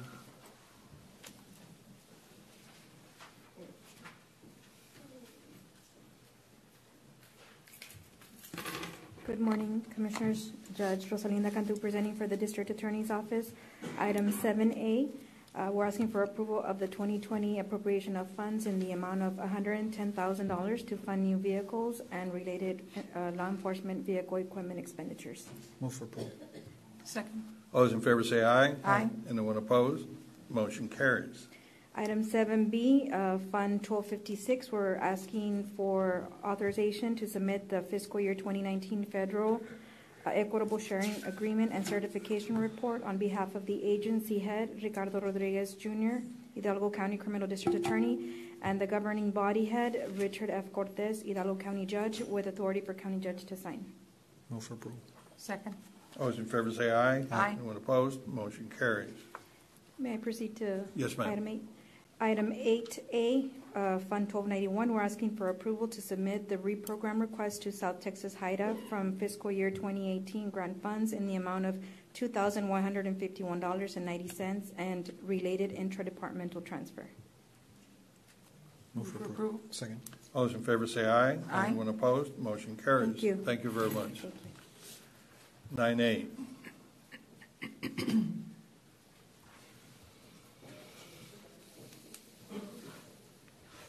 Good morning, Judge and Commissioners. Captain Friedland with the Sheriff's Office. Under 9A, we're requesting approval to accept donation of Christian books from the Baptist Temple Church Young Adults Program. Move for approval. Second. All those in favor say aye. Aye. Anyone opposed? Motion carries.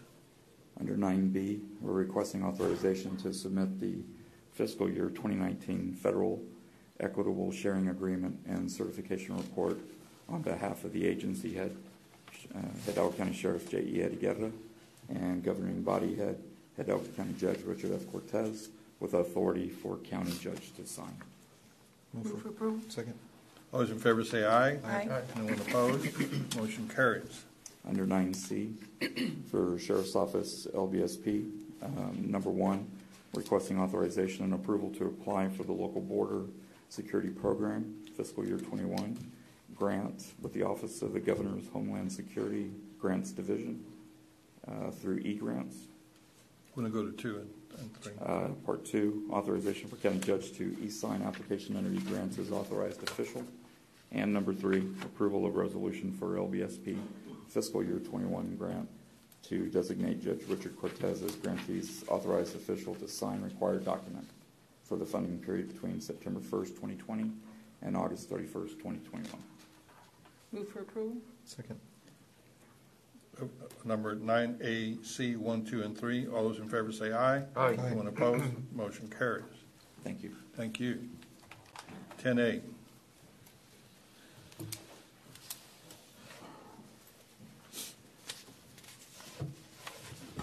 Good morning, Judge, Commissioners. Deputy Gonzalez for Council Precinct 1. Item 10A, presentation and discussion for the 2019 racial profiling report as presented by the Hidalgo County Council for Precinct 1 office in accordance with Article 2.133 of the Texas Code of Criminal Procedure. So moved.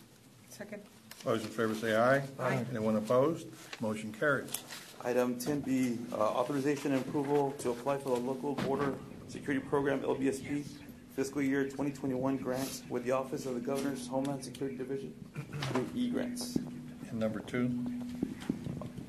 Authorization for County Judge Richard Cortez as authorized official to e-sign application under e-grants. Number 3.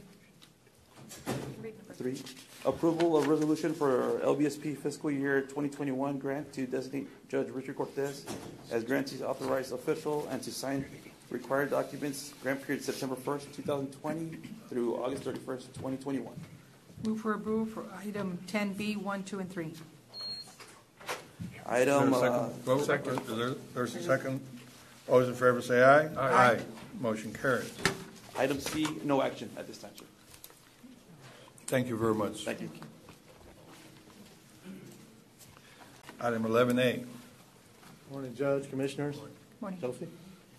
Today we only have one item, requesting authorization for the county judge to execute the 2019 Equitable Sharing Agreement and Certification Report.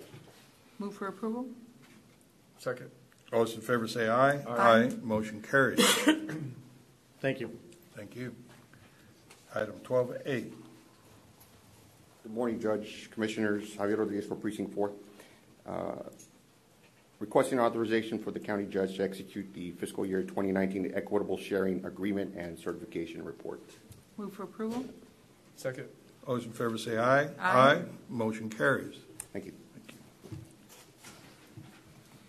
I'm going to ask for 10 cents for every time I sign my name here. I know. You're good, rich, sir. Tax office. 13A. Yes, sir. Okay, good morning, Judge. Good morning, Commissioners. Santos Castilla, Motor Vehicle Manager. The Tax Office has discussion and approval to execute an interlocal agreement between the County of Hidalgo and the City of Donna for implementation of scofflaw procedures and processes for vehicle registration denial services. Move for approval. Second. All those in favor say aye. Aye. Motion carries. Thank you very much.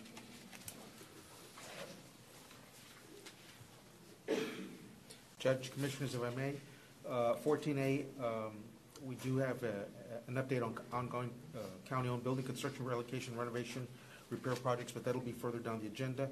And emergency situations occurring since last agenda meeting, just as a disclosure, we did have a power outage last week. It did affect quite a few entities or businesses here in the county, and one of our agencies was affected.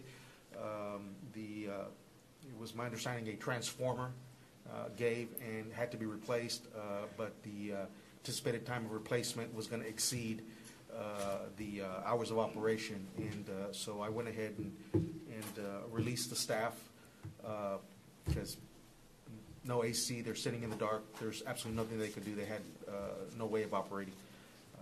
And so that's the emergency situation since last week, or since last agenda meeting. Item 14B, I'm going to ask Ms. Aida Trejo and actually I see Ms. Laura Hinojosa, who's been extremely helpful in this endeavor. Introduction of the Director of Domestic Relations Office, and for the record, I do have a public participation form with respect to item 14B from Ms. Fern McClarity, and so Ms. McClarity, I'll ask that My question is, can you describe what it is and who's going to benefit or whatever, and how much is it going to cost the county? And I'm sure, thank you. I'm sure we'll be able to answer that in the presentation. Again, for the record, our Director of Domestic Relations Office is Ms. Aida Trejo. We went through a application search process. We had many candidates that applied. The list was narrowed down, and that list was further narrowed down. There was a committee that was put together. Commissioner's Court was represented. Ms. Laura's office was involved. Board of Judges representative was involved, as this is a countywide endeavor for the benefit of our children of our community. So with that being said, Ms. Ida Trejo, or Ms. Laura, if you'd like to. I guess if I could address Ms. Fern's questions. As you all know, commissioners, or may not know, the Domestic Relations Office is an office that is statutorily required for a county of our size. This is an office that we have been working on with regards to, one of the reasons we didn't have it, I guess, was we didn't have the space at the time. Right. We did not have monies at the time. When I came in 2007, the district clerk's office wasn't even collecting that fee.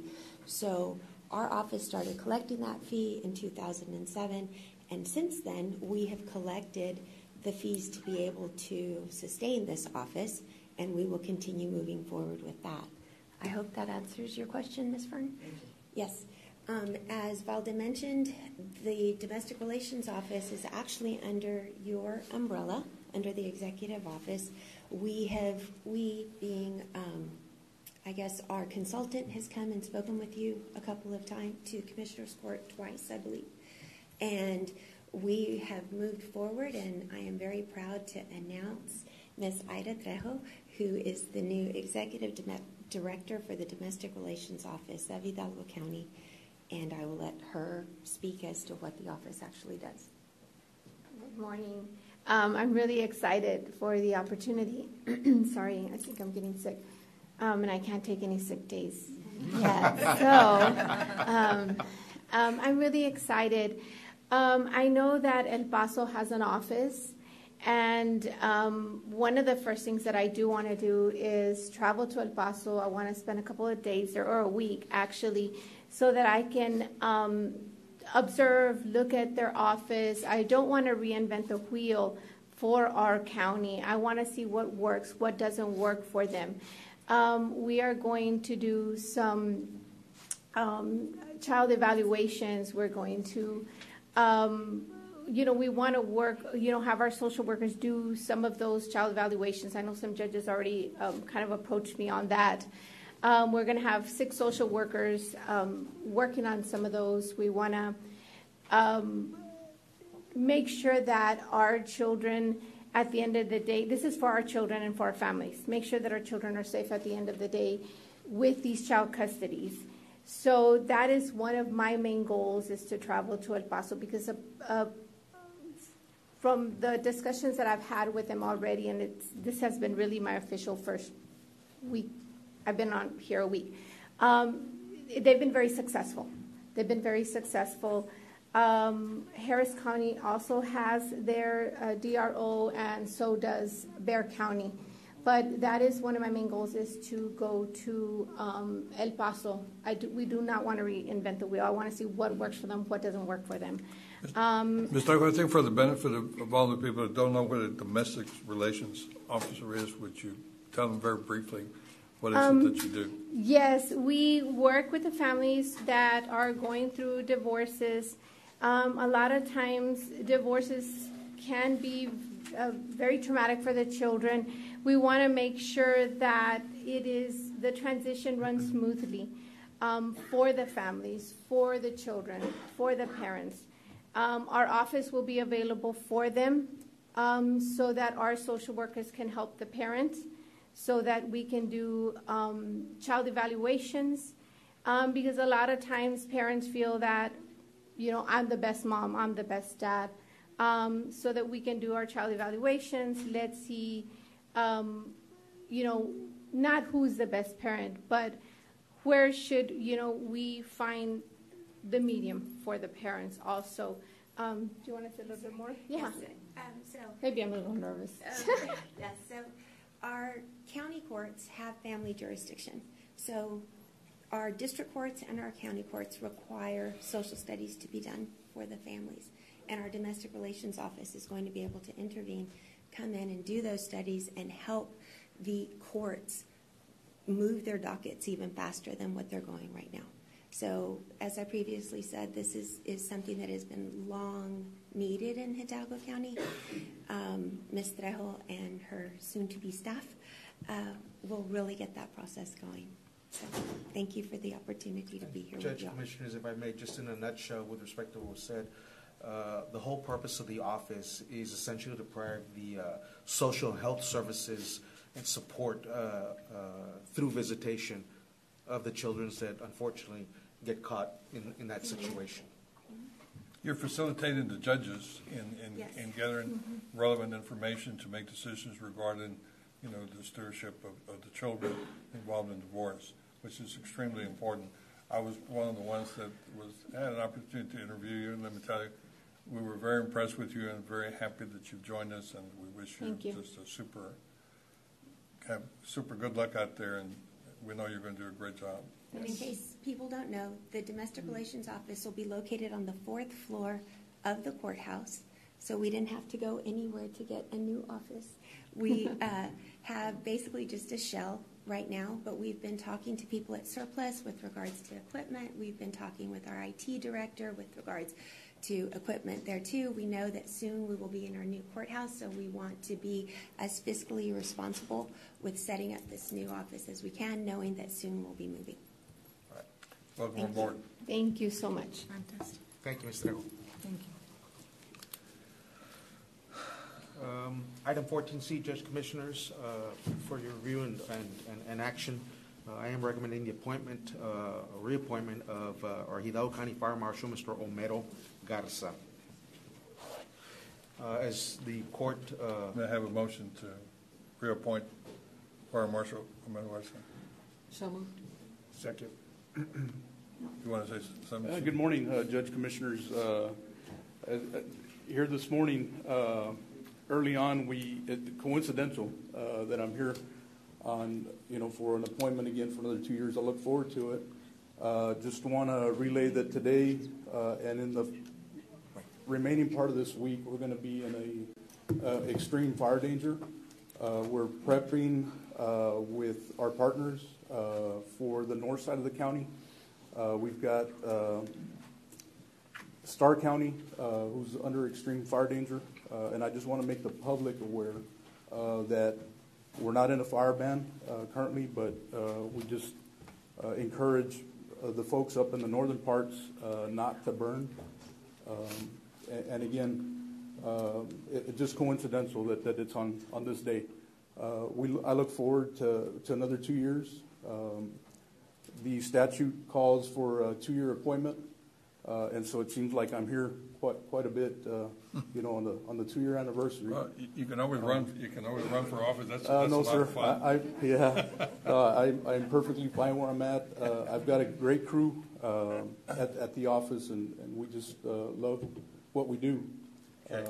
And we have, our mission is to try to reduce the fire incidents in the county, and that's what we, continue to work on. We have a motion to reappoint you as Fire Marshal. All those in favor say aye. Aye. Aye. Motion carries. Congratulations. Thank you very much. Thank you, Judge. Thank you, Commissioners. Thank you. Item D, I'm going to ask Mr. Garcia, Oscar, from Jacobs. We have presentation and update by Project Manager Jacobs regarding the new construction. I'm starting again. New courthouse project.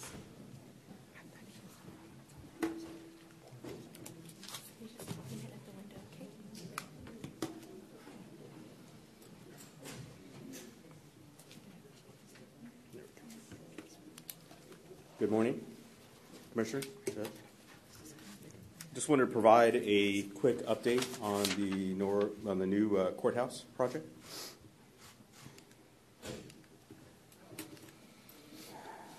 Just a quick progress up to date. Right now, we're moving through building structural. We are complete with the structural portion of it. So here's actually the design of both a southerly and a northerly view of all the structural that began back in September of 18. So as you all will recall, when we began this project, we had to do everything below grade. That required 200 plus piers going into the ground, the at-grade foundation, and then all the vertical construction that you've seen over the last 18 months. And so we're finally, when we say building structural is complete, we're actually at the end of that phase of construction, which has been a huge milestone. We had our topping out party. The central utility plant that you see on the far left. Before you go to that one, yes, sir. A lot of people have called and said that it looks tilted, that it's not level. Have you made an analysis on that? Yeah. So the public will hear it officially from you. Okay. So what we do is, as we went through every step of the process, you have firms like Terracon, and you have firms like ERO, who are responsible for the structural component of this. And before every single pour, they went through and they made sure that all the metal work was correct, and then all the concrete material was correct as they poured each slab as they went through each floor all the way up. All the columns, all the density of the concrete as they went up, every step of the way they made that.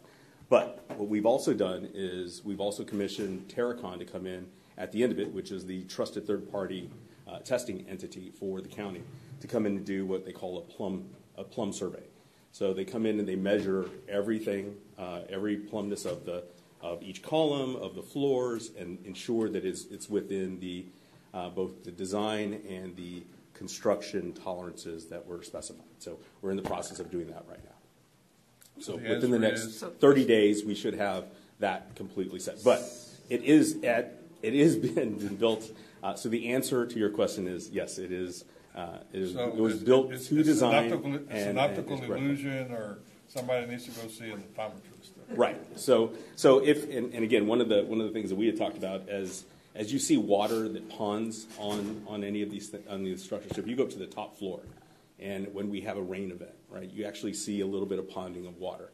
If that building was slanted, that water would be flying off the edge, right? And right now we have ponding of water in those areas, as then they require drainage off of that. So, but we will be able to present within the next 30, 60 days a plumb survey that then officially then talks about it not only being within design, but also within construction tolerances. So, thank you, sir. Yes, sir. Moving on to the CUP, which is the central utility plant, in that far left. That's got the chilling system, so that's doing all the chilling for the HVAC system for the building. That is almost complete. All the testing of the piping is occurring as we speak. Let's see. We have completed stair tower number 2. So if you look from the north side, there are actually 5 standalone stairwells. Stairwell 1, and then 2, and then 3, 4, and 5 as they go through. So stairwell 2 is complete to the very top, or the 9th level. Site paving has begun, so as you drive around, you'll actually see site paving between the CUP and where the delivery area on the back end of the building, on the southern portion of the building, you actually see some of that concrete going in there. We have continued site grading occurring around there. The judge's parking is nearing completion. The final stages of that is a screen wall that's going to be installed, kind of a visibility screen wall to protect from visibility. The roof CMU penthouses are near completion. The CMUs the penthouses are where all the elevator equipment for the public elevators are being held, and in fact, that's where, if anybody was wondering, that's where the beams that were signed during the topping out party ended up. So, and as you see right here, you see the curtain wall systems are now going in. So the entirety of the building has a unitized curtain wall as the exterior enclosure. So over the next several months, probably finishing around end of May, we're going to be going through the process of not only installing all the unitized curtain wall, but drying in the building. There was also some complaints about glare coming from the windows. Yes, was there any truth to that? Yeah, absolutely. There was some truth. So if you're an early bird arriving, going down University West, and that sun is low on that horizon, right? So early morning, folks that are coming into court early, the reflection off of that unitized curtain wall or off of that glazing was aiming right back at the folks. It doesn't affect on the west side as much as the east, because the west side is offset from 107, and it's offset on the property, but on the east side for sure. And so we're working with the design team and the construction team to put kind of a temporary cover, so that goes away. And then when from a temporary during construction standpoint, but a long-term solution is actually the landscaping that's going to be blocking all of that as it goes in. Right now, we're kind of in between, so it's not a complete product, and therefore you have that. But as many of you may or may not know, this type of glazing and unitized curtain wall has caused problems all over the world. So depending on the types of buildings, they've had buildings in Houston, buildings in London, that actually act as convex reflections of these. And so they've been melting dashboards in cars and the like. So it's something that is an issue. That is not going to happen with ours. Okay. This is a Can we get that in writing? Right. But that's something that's a real issue. So it's not just something that happens here. It is something that has to be contended with, because imagine the sun hits glass, and you have essentially a magnifying glass that then reflects that back out. So that's something that's a real issue that we're working through. Okay. So that's construction to date. Just a quick look at our 60-day outlook. We have continued curtain wall installation. We're completing all the penthouses, and penthouse is a very glamorous name for the structures that are on top of the roof. We're really the ongoing process right now is building dry-in. What you see there is all the hanging of the mechanical on the units and on each of the floors. We have framing that's ongoing right now. We have drywall going in, levels 1 through 7. The CMU construction from the holding areas, all the holding areas on each of the court floors, all the way up through the 7th floor is almost nearing completion. We're also getting to a point where the site is now beginning to connect with all the other infrastructure around it. So the courthouse square is now going to begin connecting into sanitary sewer and storm sewer systems throughout that. And so we've been working through coordinating with City of Edinburgh, TxDOT and the like, and of course anybody providing those services to connect the new courthouse square and those services into that. So that's an ongoing process. The final staircases, number 2, 4, 5, will be completed out to level 7. Any questions, concerns? Expected completion date? Expected completion date is still July 13th, 2021 for the first 4 levels. And since we've added some scope, the final substantial completion for construction will be November 10th of 21. Okay. And Judge, I'm glad you asked that. I want to get, because those are 2 distinct dates. Yes. So, and I meant to ask you, I got a couple phone calls in the last couple of days that when we were going to plan to move in July of next year, and I said, we're not, it's not July of next year, and I keep saying it's winter of next year. So yes, the 2 distinct dates are, one, which is the July date is because we're completing what phase? We're completing levels 1 through 4. So we're taking levels 1 through 4, and that'll allow IT, security, FF&E to begin moving into those floors and taking ownership of those floors. Okay. Second date? And then the second date is substantial completion for the remainder of the building. Right? For the entire complete envelope. building. Right. So in July, we'll take levels 1 through 4. In August, we'll take level 5, and then 6, and then 7, and then essentially the entirety of the building in November. With the goal of beginning move from the existing courthouse and other properties into the new courthouse happening in December and January of 21. I wanted to make that clarification because when I got that, I said, no, that's not the case. And then I started to second guess myself. I said, well, did you totally miss the boat on that? But I knew I didn't. What date is the expected date to be able to move everybody out of the old courthouse? Probably late, I would say late November, December of 21.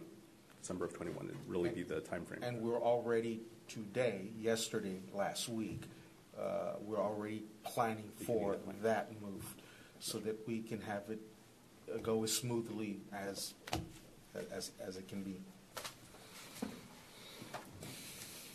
Right. So it's not tilted, right? No, ma'am. Okay. No. Any other questions? Thank you so much. Thank you very much. Thank you. Thank you. Item 14E, discussion, consideration, and action on adoption of an order with respect to Republic Services, Inc. project authorizing county judge to execute certificates approving the order and public hearing. I believe we do have a representative in the audience, Mr. McCormick. Yes, McCormick.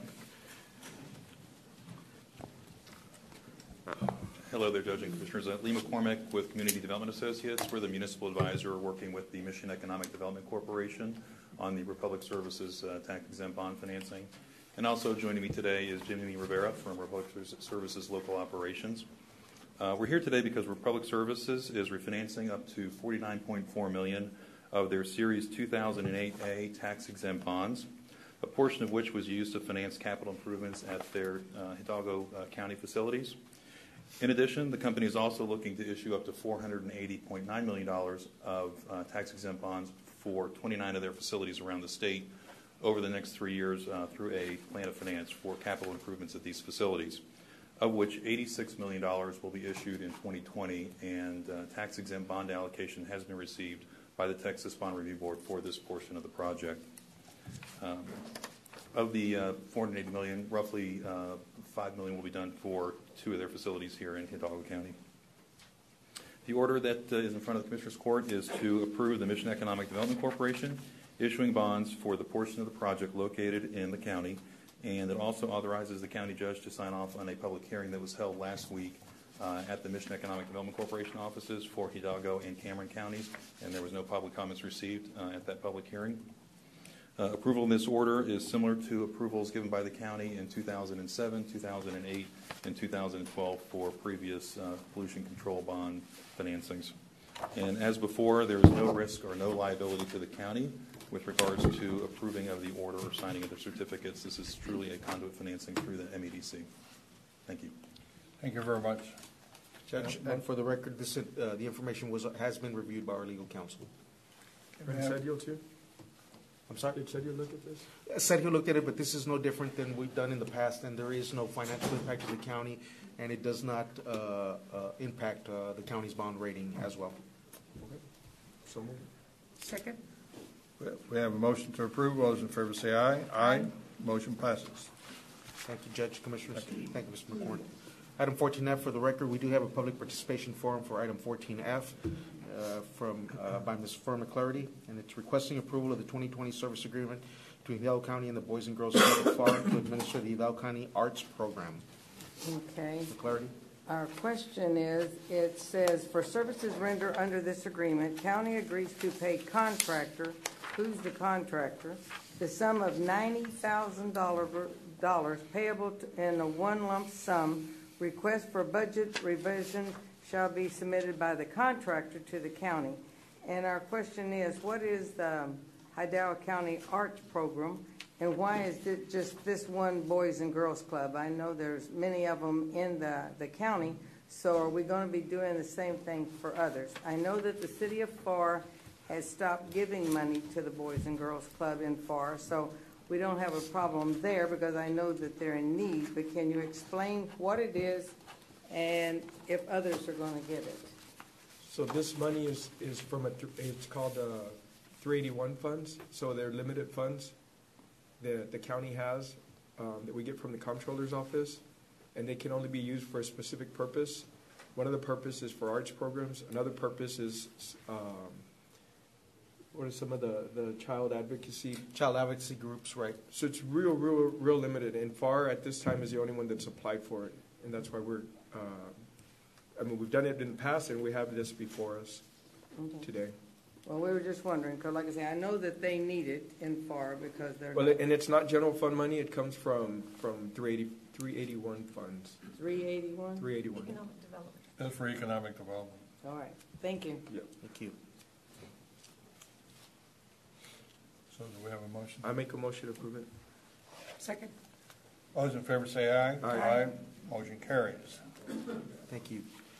Item G, discussion and approval letter of understanding between the County of Hidalgo and GEXA Energy Solutions, authorizing a preliminary facility audit with authority for the county judge to sign the same. Judge, Commissioners, and for the audience, our service, we have a new service, electricity service provider, GEXA Energy, and as part of their services at no cost to the county, they will conduct a preliminary facility audit, and by preliminary is just that. It is a basic facility audit with respect to our energy consumption and identified areas that they believe or that they would recommend to the court that we could see some savings. And if the court so chose thereafter to go on to the second phase, there would be a cost associated. But at this point, this preliminary facility audit is at no cost to the county. And at the end of that process, if the county, after looking at it, chooses not to move forward, then that's where it ends. This is no different than it's been done in the past with other electricity provider to the county that have provided this very same service, which is an audit. This is the first time we're going to audit the whole county. Is that correct? Since I've been here. Specific facilities of the county. Is this specific, or is this all of it? No. We choose the facilities to be audited because it would, in this particular case, it would make absolutely no sense to audit the old courthouse. We're moving into, so that would be excluded. So we pick and choose the facilities. It's part of the contract, and it's going to be very general. Right. Yes. This will be actually the second one that we've done countywide. The first one we had brought to court previously in prior years. So we're just basically getting a brand new audit from a brand new vendor, and basically it's because our new. And there's no contingencies. There's nothing built into the contract that says if we decide to go with somebody else to do a retrofit or whatever. Correct. All of that was asked before. Yeah. There's no nothing that ties us to. Yeah, I'm looking forward to the survey and then bringing in our new PM Oscar to review it and give us a recommendation. So they're just going to take a sample? Right now, they'll do a sample of the bigger buildings, the ones that are utilized most frequently. That's what we did the last time. We basically did a sample of, I believe, the 10 to 12 largest buildings. Because of the amount of power that we use, there's already an estimate as to what the savings can be, but that savings doesn't come automatically. It comes with an investment. Right. So it's really a financial. And Judge, before you got here, we had people coming to us annually trying to propose this to us, all the savings. But I believe with Oscar on board, I'm finally going to feel comfortable in finding somebody to do this for us, because we also talked about that internally we were going to do it ourselves, and obviously we never did it. So this is the first step, but we're going to move forward on this for sure. Yes. Yeah. I think we need to look at it for sure. Yes. So I have a motion to approve. I make a motion. Second. Have a motion and a second. All those in favor say aye. Aye. Motion carries. Item H, Mr. Cano. Item H is presentation of delinquent tax collection report for the period of July 1st, 2019 through December 31st, 2019. And thereafter, you have the presentation of your portion of the fines and fees report.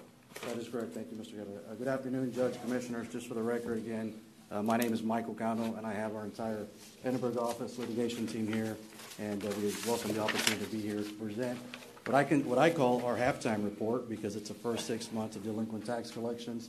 And then once I'm done with that, I'll turn it over to Ms. Kelly Rivera Salazar. We'll talk about our court fees and fines collections through our wrap-up period. I'm going to talk, before I get to the actual collections, I'm going to very briefly speak about our process, only because the landscape of how we actually operate and a lot of the factors that we have to deal with have changed. So it's forced us to change the way we do business. And then we'll talk about the collections. And when we talk about the collections, I'm actually going to take a step back and look at the past few years, because in doing so, once you look at the bigger picture, I think it puts everything in perspective. And you have to know the trends that are going on here in the county to have a better understanding of what's going on with our property taxes. But the good news is that we're up. That is that for the first 6 months of this fiscal year, we've collected more dollars than we did for the same 6 months as the previous year, and that's always our benchmark. So we're very happy to report that. Now, very quickly, our core process has not changed much. We still obviously analyze all the accounts that are given to us. We'll look for the accounts that we can actually legally collect from. We contact our taxpayers with the ultimate goal of bringing them into our office to work out a payment arrangement with them, if possible. If not, then obviously we begin the litigation process. Before we actually get to the litigation process, this is kind of a summary of some of the activities that we've performed. And what I really want to call your attention to is that number on the bottom left-hand corner. just over 4,800. That is the number of home visits that we have conducted in the past 6 months, which roughly equates to 200 home visits per week. We have quite a few staff members that are dedicated full-time to just visiting your taxpayers at their homes, reminding them about their delinquency, with the ultimate goal of reaching the number on the far right, which is getting them to come into our office so we can sit down and negotiate a payment agreement. And so we're very happy to report that number because that is a substantial increase for us. Now, when it becomes necessary to file litigation, this is just a quick summary of those numbers, of the number of lawsuits we've had to file, the judgments we've taken, non-suits, and whatnot. When I talk about, or when I mentioned the changing landscape of how we do business, these are some of the factors that really impact, our business. On the top left-hand corner, you have those first two factors are exemptions and deferrals. We have some new ones that have been created by the Texas legislature. And then we have your taxpayers here in the county. More of them are using or electing to use some of the exemptions and deferrals that they have available to them, like the over 65, not only the over 65 exemption, which is a discount and a freeze, but also a deferral, which means they don't pay the taxes until they cease to exist on that property. Then you have the other factors, which obviously the amount of refunds has increased, which obviously leads to a smaller tax roll. And then we've also had your current tax office, Mr. Paul Villarreal, is increasing his current collection rate, which means he's collecting more of your money up front, which is obviously a very good thing for the county. So with that being said, I'd like to look at one of those factors and how it actually affects our business. And this is a summary of what we call your legally protected accounts. And this is really, really important because if you look back 5 years ago, which is the number on the top left-hand corner, 28% of the accounts that you had in your delinquent tax roll and all the delinquent taxes that existed out there, 28% of those were legally protected accounts. And what does that mean? That means that we cannot attempt any type of collection efforts on those accounts. They're in bankruptcy, they're in deferral. We're not even allowed to send them a piece of mail. We cannot contact them through the telephone. Obviously, we can't knock on their doors. So it's basically off hands for your collection attorneys. So on the very bottom of that circle, you'll see that your adjusted DTR, it's your delinquent tax roll. So back in 2000, I think that's 14-15, what it basically equates to is back in that fiscal year, you had $31.6 million in delinquent taxes owed to the county. 28% of it, or $8.8 million of it, was off hands to your delinquent tax attorneys. You cannot go after and try to collect that money. So really, there's not 31.6 available to collect from. It's 31.6 minus the 8.8. Now, the reason I speak about this is because every year since then, and this has been happening since before this time as well, you'll see there's been a very steady increase from 28, 31, 33, 34, and where we are currently is the center circle there. We're now at 36%. So obviously the dollars is a lot more because it's 11.2 million, but the percentage is much higher. That affects our business obviously because it means you'll see that on the bottom of that chart there's $31.1 million to collect. So now not only is there less money to collect from, there's less money that I can even actually pursue. I call it less squared because it's less twice, if that makes any sense. And are these commercial accounts or no, actually, it's only commercial account if it's in bankruptcy. For the most part, most of your deferrals, most of the legally protected accounts, Judge, are going to be your over 5 deferrals. Anyone who's over the age of 65 and has a homestead and they have the homestead exemption on their property, they can elect not to pay their taxes, to defer their taxes. The taxes, the bill will still generate, and so the balance is still going to get approved. It'll be a liability of the estate. Right. Once they decease, or if they move to a different location or something like that happens, but as long as they're living there, they're over 65, and they elect that deferral, once they're deceased, both the spouses, then the heirs or whoever gets the property will have to worry about the balance at that point in time. So that is a protection offered by the state of Texas, and that we just cannot touch those accounts. And again, the primary purpose of this is just to show the increase of the percentage of the roll that we cannot go after. That's a scary thought because right now we're going to get very close to 1 out of every 5 Americans will be over the age of 65. Not here in Hidalgo County, but throughout the country. It is, and again, it's unfortunate for us because we can't go after that. Now, obviously, it's going to affect you all, but I think if we look at the next slide, what is going to be kind of what's been going on big picture-wise, and I think it'll tie it all in for you, Judge. And so when I speak about collections, you'll see on this initial bar chart, on the bottom right-hand corner is the amount of money we collected for the first 6 months of the fiscal year, which is nearly $5.8 million. And it's, not a whole lot more, but it is, more than what we collected the prior year, $5,735,000, which is slightly less than the year before that. Now, looking at this chart, I think most people would say, well, it doesn't look very impressive. It looks rather stagnant. It looks kind of flat. And that is a good visual observation, but you cannot appreciate how great those numbers are until you look at the bigger picture. So what am I talking about? Let me show you. So those numbers in the back, those bar charts in the back, that reflects the county's current tax levy. So in other words, back in 2017, the county issued $195 million worth of tax bills to its taxpayers. It has since grown from $195 up to $211 million this current fiscal year, which started in 2019. So basically, in the past 3 years, the county has increased its tax bills by $16.7 million, or 8.5%. So you can say that the county's taxable revenue has grown by 8.5% in 3 years, which is phenomenal growth. And there's not many counties here in the state of Texas that have seen that kind of growth. And the further back you go, the more phenomenal it gets, because there's been very steady increase for well over a decade now. So this is a good thing for the county. You're getting more money, or you're actually issuing more tax bills. Now, not only have you seen your taxable value go up, the percentage underneath there is your current collection rate. So Paul Villarreal and all your county tax office employees, they've gone from collecting 93.94% up to 94.44%. And this has been a steady increase for about the past decade as well.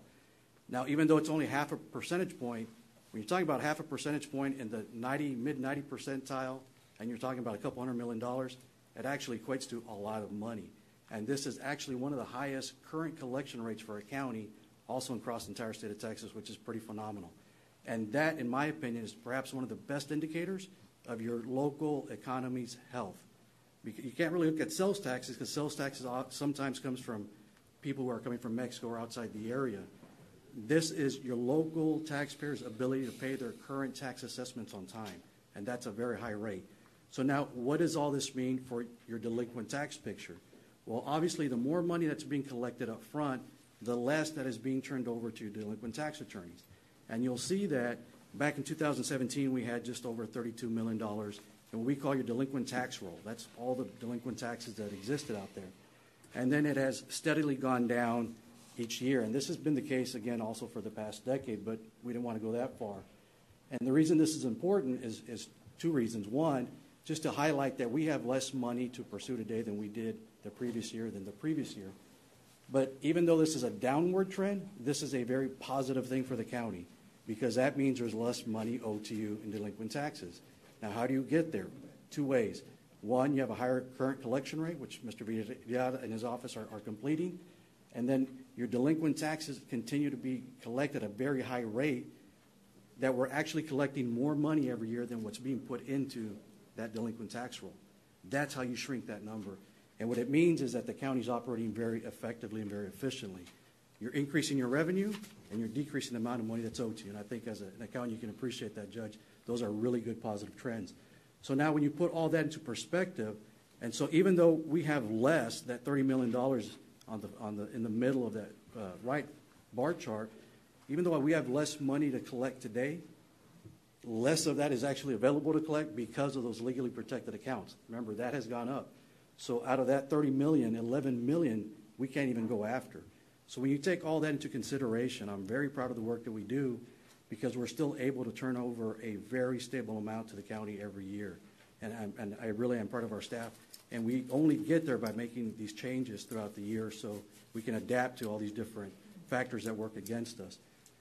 The last thing I want to talk about is just the refunds. And the only reason I want to mention this, Judge, is because we're seeing a steady increase in the amount of refunds being issued. And you'll see that, a few years ago it was 327,000. These are, property value protests by corporations. And we're seeing that, people like Walmart and Kohl's, some of these larger big box retailers are protesting their property values. And what happens is when the refund gets issued, it is actually, the money is paid out of the the delinquent tax collections that come in for that particular month. So we've never really reported it before because it's always been a static number. It's always been the same. So, it doesn't merit mentioning because we understand that's taken out of our collections. As an accountant, I think you understand that if there's a refund, it's got to be carried on paper somewhere. I think you have a question. Yes, okay. Because I'm a little confused. That once the property tax rolls have been determined and assessed, I thought that was it. I mean, that's the number, because people have an opportunity to protest the valuation before the assessment date. So that is correct. Now, for the normal process, there is a time frame for which someone has to protest their property values. But once it's protested, if they're granted a reduction, many times those reductions are applied retroactively and can go back several years. That I didn't know. So, and what happens, and if just to get, I hate to take up more time, but just to kind of give you a better understanding of it. So what happens is, as your tax office collected that money, that taxpayer, let's just say Walmart, paid their taxes on time every year. They protested and they got a value reduction for the past 3 years. Well, Mr. Villarreal's office has already taken that money on a current basis and distributed to the county's general fund. You've already spent that money. So now he's got to issue this, when he gets the modification from the appraisal district that, hey, we have to issue a refund for the difference in lowering the taxable value. There's a difference in the tax bill. That refund has to be paid from somewhere. Mr. Villarreal takes that money out of the delinquent tax collections because you may not have current money coming in at that time. So it is just an accounting procedure. And again, and the only reason why I mention that, Judge, is because that amount of money gets taken out of the out of the delinquent tax collections as far as reporting purposes. It affects your numbers. It affects our numbers. So at the end of the day, and I'm going to be very frank with you, we get paid. We still get paid for that money that was used because it's a delinquent dollar. So, but as we continue to go forward, and if we can go back to that bar chart on the screen, I'll show you that for back in 2017, it was $327,000. 2018 was $463,000. This year, 6 months into the fiscal year, we're at $366,000, which is more than we had issued 2 years ago for the entire year. Wow. So we expect that's going to go even higher. And again, you'll see, and the bottom two dark blue charts or bars are for the full year, and the bottom far right is only 6 months. So we expect that that's obviously going to increase. And again, we can't control this. But in general, I can overwhelmingly and sincerely tell you, Judge, Commissioners, that the county's financial health when it comes to property taxes overall is phenomenal. You are seeing incredible growth every year, and this has been going on for the past decade and then some. You've seen a decline in the amount of delinquent taxes, which is being owed to you, which is, I think, as a business, anybody would love to see an increase in revenue and a decrease in your accounts receivables, what people actually owe you. I mean, that's a great trend. And then on the delinquent side, you want to, still be able to count your delinquent tax attorneys to turn over about $5.8 million a year. And then we can't do much about the tax refunds. I mean, that's something that hopefully will level out on its own. And that's, again, I didn't want to go back 10 years, but perhaps at the end of the year when I come and do the final fiscal year and report, I'll include it in your packet. And only because I think when you look at these trends, it's important so you understand where the county is headed, in every aspect of your property tax picture. And lastly, I'd just like to remind all of you and everyone really watching at home that we are very, very readily accessible across the county. Our primary office is here in Edinburgh.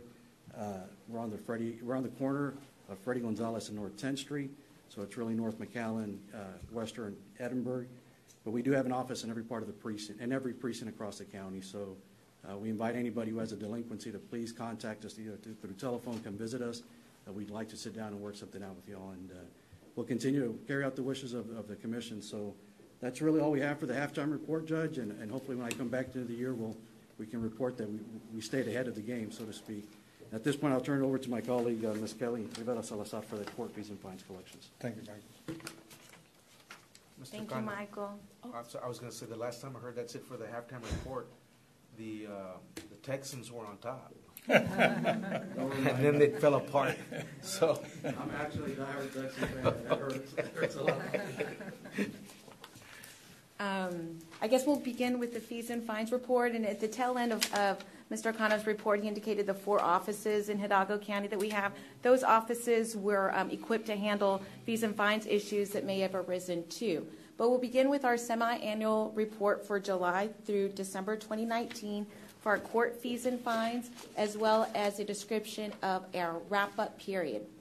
Our first slide is the July through December for our county courts at law and our district courts fees and fines collection work done at our office. You'll note here that combined for the county courts at law and the district courts throughout Hidalgo County, we mailed over 10,000 letters to fees and fines defendants, notifying them of their amounts owed and trying to attempt to collect those amounts via correspondence.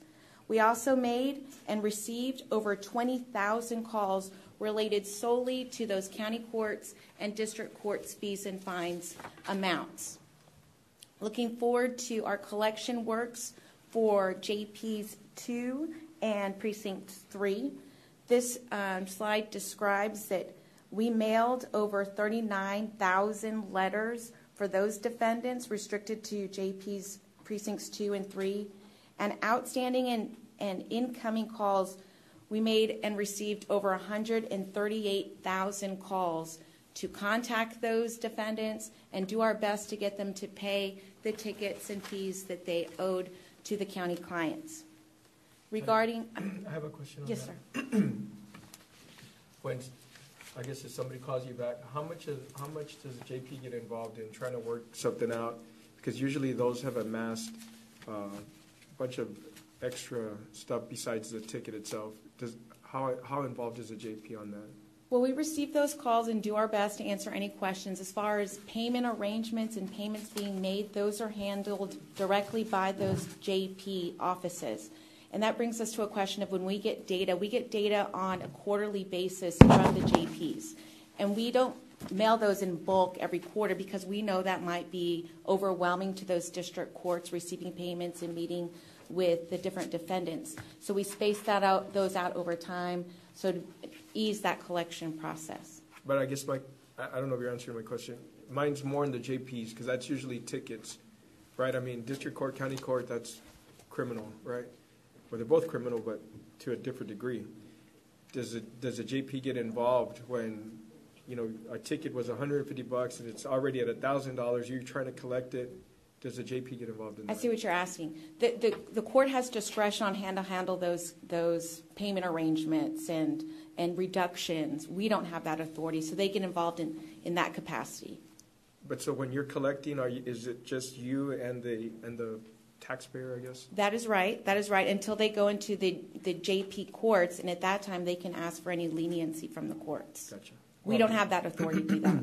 Because the numbers show a disparity between the success of collecting based on different jurisdictions, I guess. Well, the disparity might also be due to tickets issued and volume from those different courts, which ties into the JPs 4 and 5. I don't know. I can't control when it pops back up. JPs 4 and 5. JP 5 is a relatively new JP court, so they've issued and received less tickets out of that court. So our collection activity kind of mimics how much we have received in volume from them.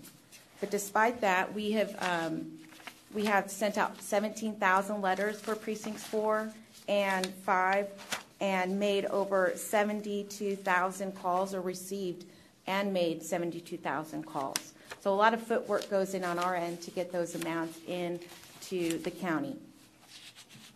This next chart describes January through October, our collection results. We've stopped our chart ends in October because October is the date where our contract concluded. So from January through October, we were receiving both new and old accounts, and we were able to collect on all accounts issued by within the county. And you'll note that January through October, our firm was able to collect over $2.2 million, which reflected over $538,000 in increase from the prior time period. So we're happy of that result. The next slide demonstrates January through December. And December represents the last opportunity we're able to collect. Actually, it was through January 4th, but it was 4 days. I didn't want to bombard you. So through December. So from October through December, our firm was able to collect on only the accounts that were referred to us prior to the conclusion date in October 5th, I believe. So despite only being able to collect in that last October through December of the old accounts, January through December still noted an increase in collections compared to the last January through December of last year of over $443,000. So we wanted to present this data to you and this feedback to you. I can't represent any work done on the new accounts or all accounts after October, but I wanted you to be able to take a look at the work completed by our firm, and we've been so happy to represent you in fees and fines, and we thank you for the opportunity to do so. We'd be happy to answer any questions both on court fees and fines or delinquent tax that you may have. Thank you, Kelly. Thank you so much. Thank you. Thank you. Thank you, Michael. We all do a great job. Okay, before we go on, because does anybody have to leave? Just kidding. Anybody want to move up? I'm hungry. Okay. Can we order fish and chips? Absolutely. Okay. Okay, well then I've got 14I. 14I. I'm asking the court to consider approval of 2020 museum funding agreement between the County of Hidalgo and the McAllen Heritage Center. Judge Commissioners, as I noted some time back with respect to a request, there was a request from McAllen Heritage Center, and in keeping in line with all our other requests that the court has entertained and taken action on with respect to museums, I'm asking the court to approve a 2020 museum funding agreement between the County of Hidalgo and the McAllen Heritage Center in the amount of $10,000. So moved. Is there a second? Second. It's prorated from here to the end of the year. So, so that we all understand, it's keeping in line with all our other funding museums. It's $10,000. This one is prorated till the end of the year, which would be the equivalency of $10,000 for a year. Because what I plan to do is next year with the other agreements, we're going to bring them all at the same time so that they all coincide for a full year. So this is equivalent to $10,000, but it's prorated from here through the end of the year. We have a motion and a second to approve. All those in favor say aye. Aye. Aye. Motion carries. Next item. Yes, item J is approval to accept settlement check from Jamer Distributors LLC in the amount of $832.96, and this will settle an auto damages to one of our county vehicles. Move for approval. Second. All those in favor say aye. Aye. Motion carries.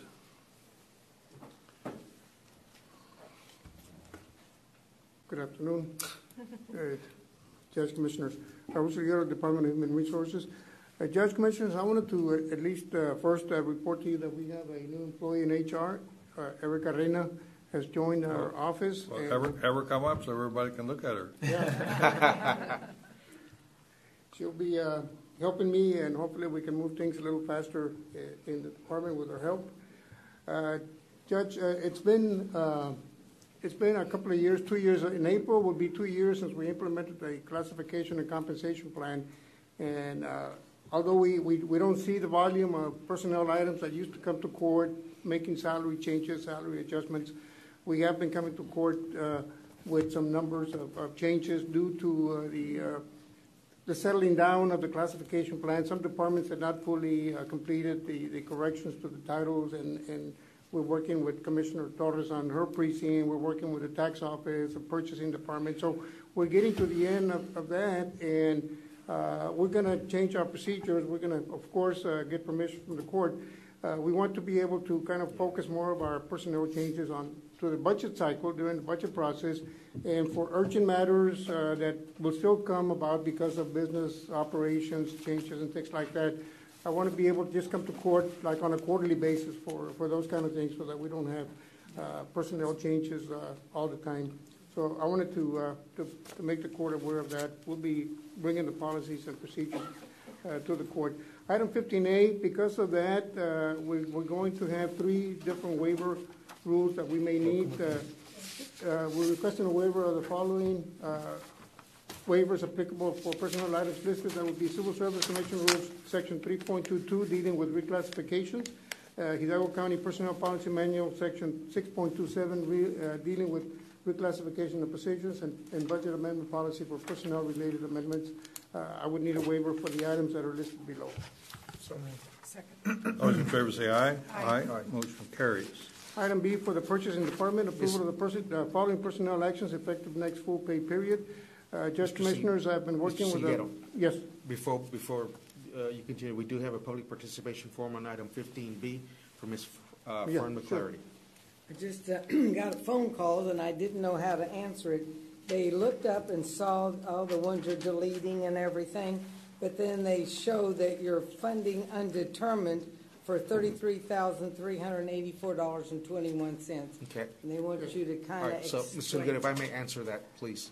Okay, so with respect to the funding undetermined, as I've stated in the past, it would be presumptions on our part for us to make the determination before Commissioners Court's taking any action as to whether or not to proceed. But the funding undetermined, we always work with the Budget Office, and we make sure that if the court so chooses to move forward, that the funding would be addressed. But at no time, and I've stated this in the past, at no time with respect to an action item before the court, I wait for the court to determine, yes, we want to move forward, or no, we don't want to move forward. Okay, so, but rest assured that with respect to funding, we always address the funding issue. And it's always within the dollars that have been adopted by the court. In this particular case, let me respond. And in this particular case, we're going to take no action on one position that will negate the funding. The funding amount that you're talking about. And I was going to state, I was going to ask the court if the court so chooses to consider that position, because there has been a change since yesterday, since you and I spoke. Okay. But I'd like the court to consider that again, and so that I may address that. I have staff in my office that I assign countywide, and so I was going to assign an individual to help offset the cost of this particular action item. But there is a larger project that I'm going to be working with the precincts, and so this individual has experience with road and bridge operations, so I may assign that individual to do that as opposed to this. So I'd like the court to hear the consideration with respect to that position. But there is a reason why we have the division manager, procurement support, and surplus specialist, and this is in part with some prior work that was done with a vendor that no longer does that for us. Okay. Yes. All right. Yes. Well. Like I said, we're getting phone calls and we don't know how to explain this. And so I have to do this. So if you kind of explain this. Right, and I will. But Mr. McClary, as I've stated in the past, if you can, everyone has my cell number. If you can just pass that number on to them, and I'll be more than glad to answer their questions. Yes, and let me state also any funding issues. All of these items are subject to funding. In that case, it says undetermined because the court hasn't approved it. Once the court's approved it, the budget officer will appropriate the money from the appropriate fund. I've been working with the purchasing department for a couple of years to transform. We're doing a lot of changes in setting up the divisions to address issues that have been identified, and we've made a lot of improvement. I think Ms. Salazar and Dina have worked diligently to improve operations so that contracts don't expire and then leave us in a lurch, and some of those things that were delaying the acquisition and procurement of services and that sort of thing. So we're doing a lot of work. Yes, ma'am. I just wanted to say that when it comes to items like this, and I know I have some notes here on my agenda, when it comes to funding undetermined, actually, I would like to know where the funding is coming from before I make the decision to approve I would like to know where the money is coming from. The goal, Commissioner, that we're going to work towards is that there will be a need during the course of the year for personnel changes, adjustments because of changes in business operations and things like that. But basically, the funding for this, Mr. Guerra has alluded to that. Normally, we have lapse funds. We have lapse salary funds. Currently, we leave new positions, positions that are vacant, that become vacant, we leave them open a waiting period of 90 days before we fill the positions, and that allows salaries to lapse, and we use lapse salaries that have been budgeted for personnel, but have not been spent, and also this is mainly the source of the funds. Isn't that a dangerous practice? Because what if those vacancies get filled the next time around? Now you've got an added staff member. Right. Yes, they do get filled. Some of them do, some of them don't. The goal is to. I appreciate all your questions because they're absolutely very, very important. But as long as we have a fund balance, you can always go to the fund balance, can no? We don't normally go to the fund balance. This is a lapse salaries is one. In the current year, an emergency is required. Right. On the fund balance, but we do lapse. We do lapse money on a yearly basis, and it's always. Maybe there's a contingency fund that's usually they do get funded via lapse salaries, and there is a risk there that, it's not really a risk. And for the next ensuing budget year, that position may be filled, and we may not have those funds. That's what comes usually during the budget cycle. We discuss about positions that need to get approved or personnel items that need to get approved because they've been approved during the budget, during the year that basically need to get approved already for the next year. So there is a risk there. Usually, as they mentioned, our tax base has been going up, so there's usually money within the available resources to appropriate for the next following year. If we didn't have those additional resources, then we would have to go for the fund balance and appropriate money from the fund balance in the future. Well, at the end, the fund balance is the safety net. Correct. The less source of funds for an error or for shortcomings. The more we can minimize creating positions during the course of the fiscal year instead of doing it during the budget process will be better and more beneficial to the county.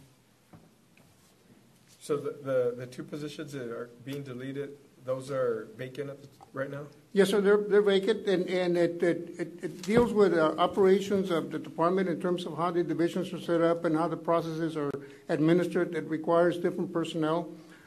So we're asking approval to delete two positions, the slot 0031 and 0039 at the listed grades, and to create Division Manager 1 procurement support and a surplus specialist. That has to do with a change in the way we do surplusing. We don't have the auctioneer, right, Marty, that used to handle all the surplus, and it didn't cost us anything.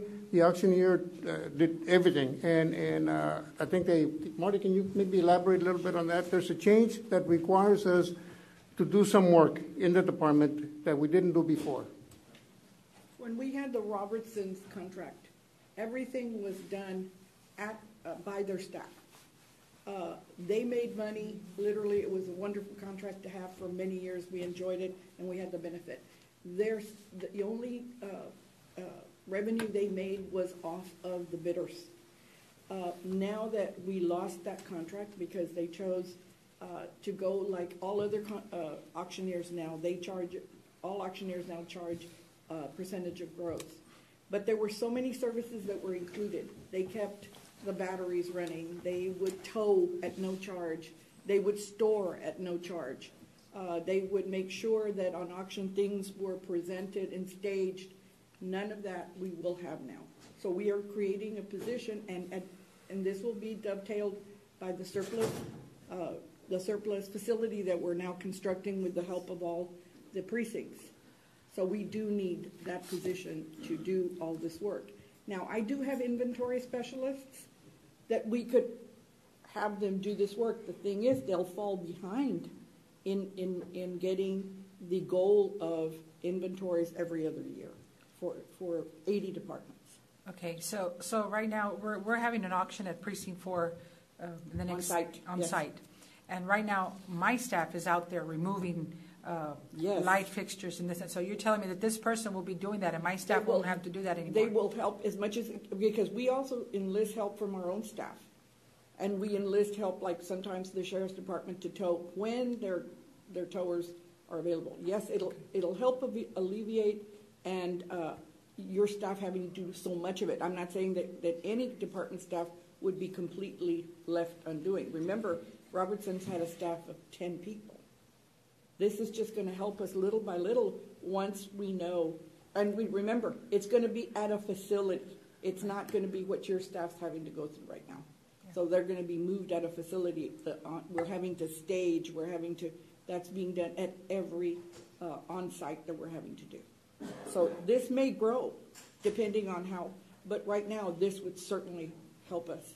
That's the surplus specialist. What about the division manager? What The is that division manager is going to be overseeing, we have 2 divisions right now. We have the contract specialist under one division, and we have the fixed assets now under one division. This left open all of the PO personnel and our travel coordinator and our clerical. That would be all supervised under this. Plus, we have one budget analyst also that would be supervised. The division manager is being funded basically, Commissioner, By deleting those 2 other positions and creating efficiencies in that division. The cost is really related to the surplus specialist. And what arose, and Mr. Guevara is correct. He had thought he could provide us someone to fill that position by transferring, but apparently he's letting us know that circumstances have not done. But we need it because we have more responsibilities. That's what you're saying. Yes, sir. We do have more responsibilities that were taken care of before in the past. Through the auctioneer. Yes. I was going to request no action on that because I was not aware. Yeah, Right. I'm not very much clear on what his plans are on that either. Okay, whatever the wishes of the court. So what do you do? I certainly would hope the court would consider the position. It is necessary. Both of them? Both of them. Like I said, we had. So, but if Mr. Guerra does have someone that he can transfer in there, he could always transfer them and then delete that position, correct? He said he could transfer someone to help us. And then this morning, he's informed us that something has happened where that particular individual. That option's not available, right? I'm sorry? The option's not available? I can, look, the option is available at the same time, but I want to assist the court. Right now, that the discussion that you and I had, Commissioner, to free up your staff, because your staff is doing, I've got an individual that's very familiar, but Yeah. maybe it will work out both ways. Yeah. But how about then, moving forward, let me go with the first option I had said, I will offset that. Yeah. And then I like that better. And then I'm pretty sure that I can still find some time to assist with your project. But then we can go that route. That way we totally offset the cost. And then we could. Well, maybe we can figure out a solution between, Correct, and maybe during the budget process, because he had told us this would be a temporary assistance. So once we get the facility up and running, during the budget process, if it's possible, and we make our case, and if we can see that the individual was certainly able to help us. Then you would stay there. But yet their duties were split between, and can't give us that time. We certainly want to be reasonable with you. Right. But this was completely thought through before we presented it to the court. Okay, so I like Commissioner's idea. Let's just go with offsetting this cost. I'll assign that individual over there. And if it works out, it works out. Then we've totally offset that cost. There is no expense. There is no additional expense. So what's our agenda item? Given that then, Judge, Commissioner, I think what we're asking is, we propose to delete slots 0031 and 0039 and create slot 0043. No action on slot 0044. So moved. Second. All those in favor say aye. Aye. Motion carries. Item 2 is approval of the revised position inventory list. There's a change in the title that's not on our current list, so we need approval to revise our classified position list. So moved. Second. All those in favor say aye. Aye. Aye. Motion carries. Item C for the Community Service Agency, approval of the following personnel action effective next full pay period. They're asking approval to delete slot 0042, foster grandparent, senior companion payroll specialist at $28,000, and to create slot 0048, accountant 1, at a salary. There's a correction there. It's $33,439 instead of the way it's typed. This is a grant amendment. This is a grant-funded position from CSA. And it's an amendment that's been approved by the grantor, and it just requires Commissioner's Court approval. So the difference was also be funded by the Yes, grant? ma'am. Okay. It's already been approved. Move for approval? Second. Those in favor say aye. Aye. Motion carries. Item D, for the Office of the District Clerk, approval to award discretionary step 2 to employee hired on the slot number 0064, Deputy District Clerk 1, after approval of HR criteria certification in accordance with Section 8.03 of the classification plan effective next full pay period. This is a routine discretionary step for significant experience. Move for approval. Second. Those in favor say aye. Aye. Motion carries. Item E, as I mentioned earlier, Judge Commissioners, I've been working with Commissioner Torres on correcting titles in the precinct that she's been working on since she took office. So we're asking approval, that the precinct is asking approval of the following personnel actions effective next full pay period. She's asking to reclassify equipment that delete clerk 3 that's listed and reclassify slot 0065, 004, 0016 equipment operators that are listed to equipment operator 3, 4, and 4. And on the second page, there's reclassify slot 0017, 0027, 0024, and 0031. Those are reclassifications as listed. And then for supplemental payments, supplemental pay, she's asking that we delete supplemental pay for slot 0015 and to add supplemental pay to slot 0017 and 0018. The overall net effect of all these changes, Judge Commissioners, is a savings of roughly $2,000, I believe. It's not an increase. There's a savings overall when you take all of these into account. Move for approval. Second. Those in favor say aye. Aye. Motion carries. Item F, for the WIC office, Department WIC, approval of the following personnel actions effective next full pay period. They're asking to reclassify 2 positions, a registered nurse 3 and a peer counselor 2. That's a typo, it should be a 2. These people have been certified as through the International Board of Lactation, board certified lactation consultants. It's a state exam and they're needed. And she's asking that we reclassify them. It just means changing from a registered nurse 3 to a registered nurse consultant, and the other one would be from a peer counselor 2 to an international board certified lactation consultant. And we recommend approval. These are grant funds. Second. Those in favor say aye. Aye. Motion carries. Item G, for precinct 2, the precinct is asking permission, approval to create slot 0026, a buyer 2 at a grade 9. And the only reason we're doing this is because our buyer's retiring and we're trying to fill the spot as she's leaving. And so we'll bring a position back to delete. Right. That's correct. Next agenda. Move for approval. Second. Those in favor say aye. Aye. Motion carries. Item 2 is approval of interdepartmental transfer because the funding is from road and maintenance to road administration. So moved. Second. Those in favor say aye. Aye. Motion carries. The last item is also another department that I've been working with to correct their titles. And Paul wanted me to remind you that he collects $300 million or something like that. So, at least. And it's got a 94.44 collection rate.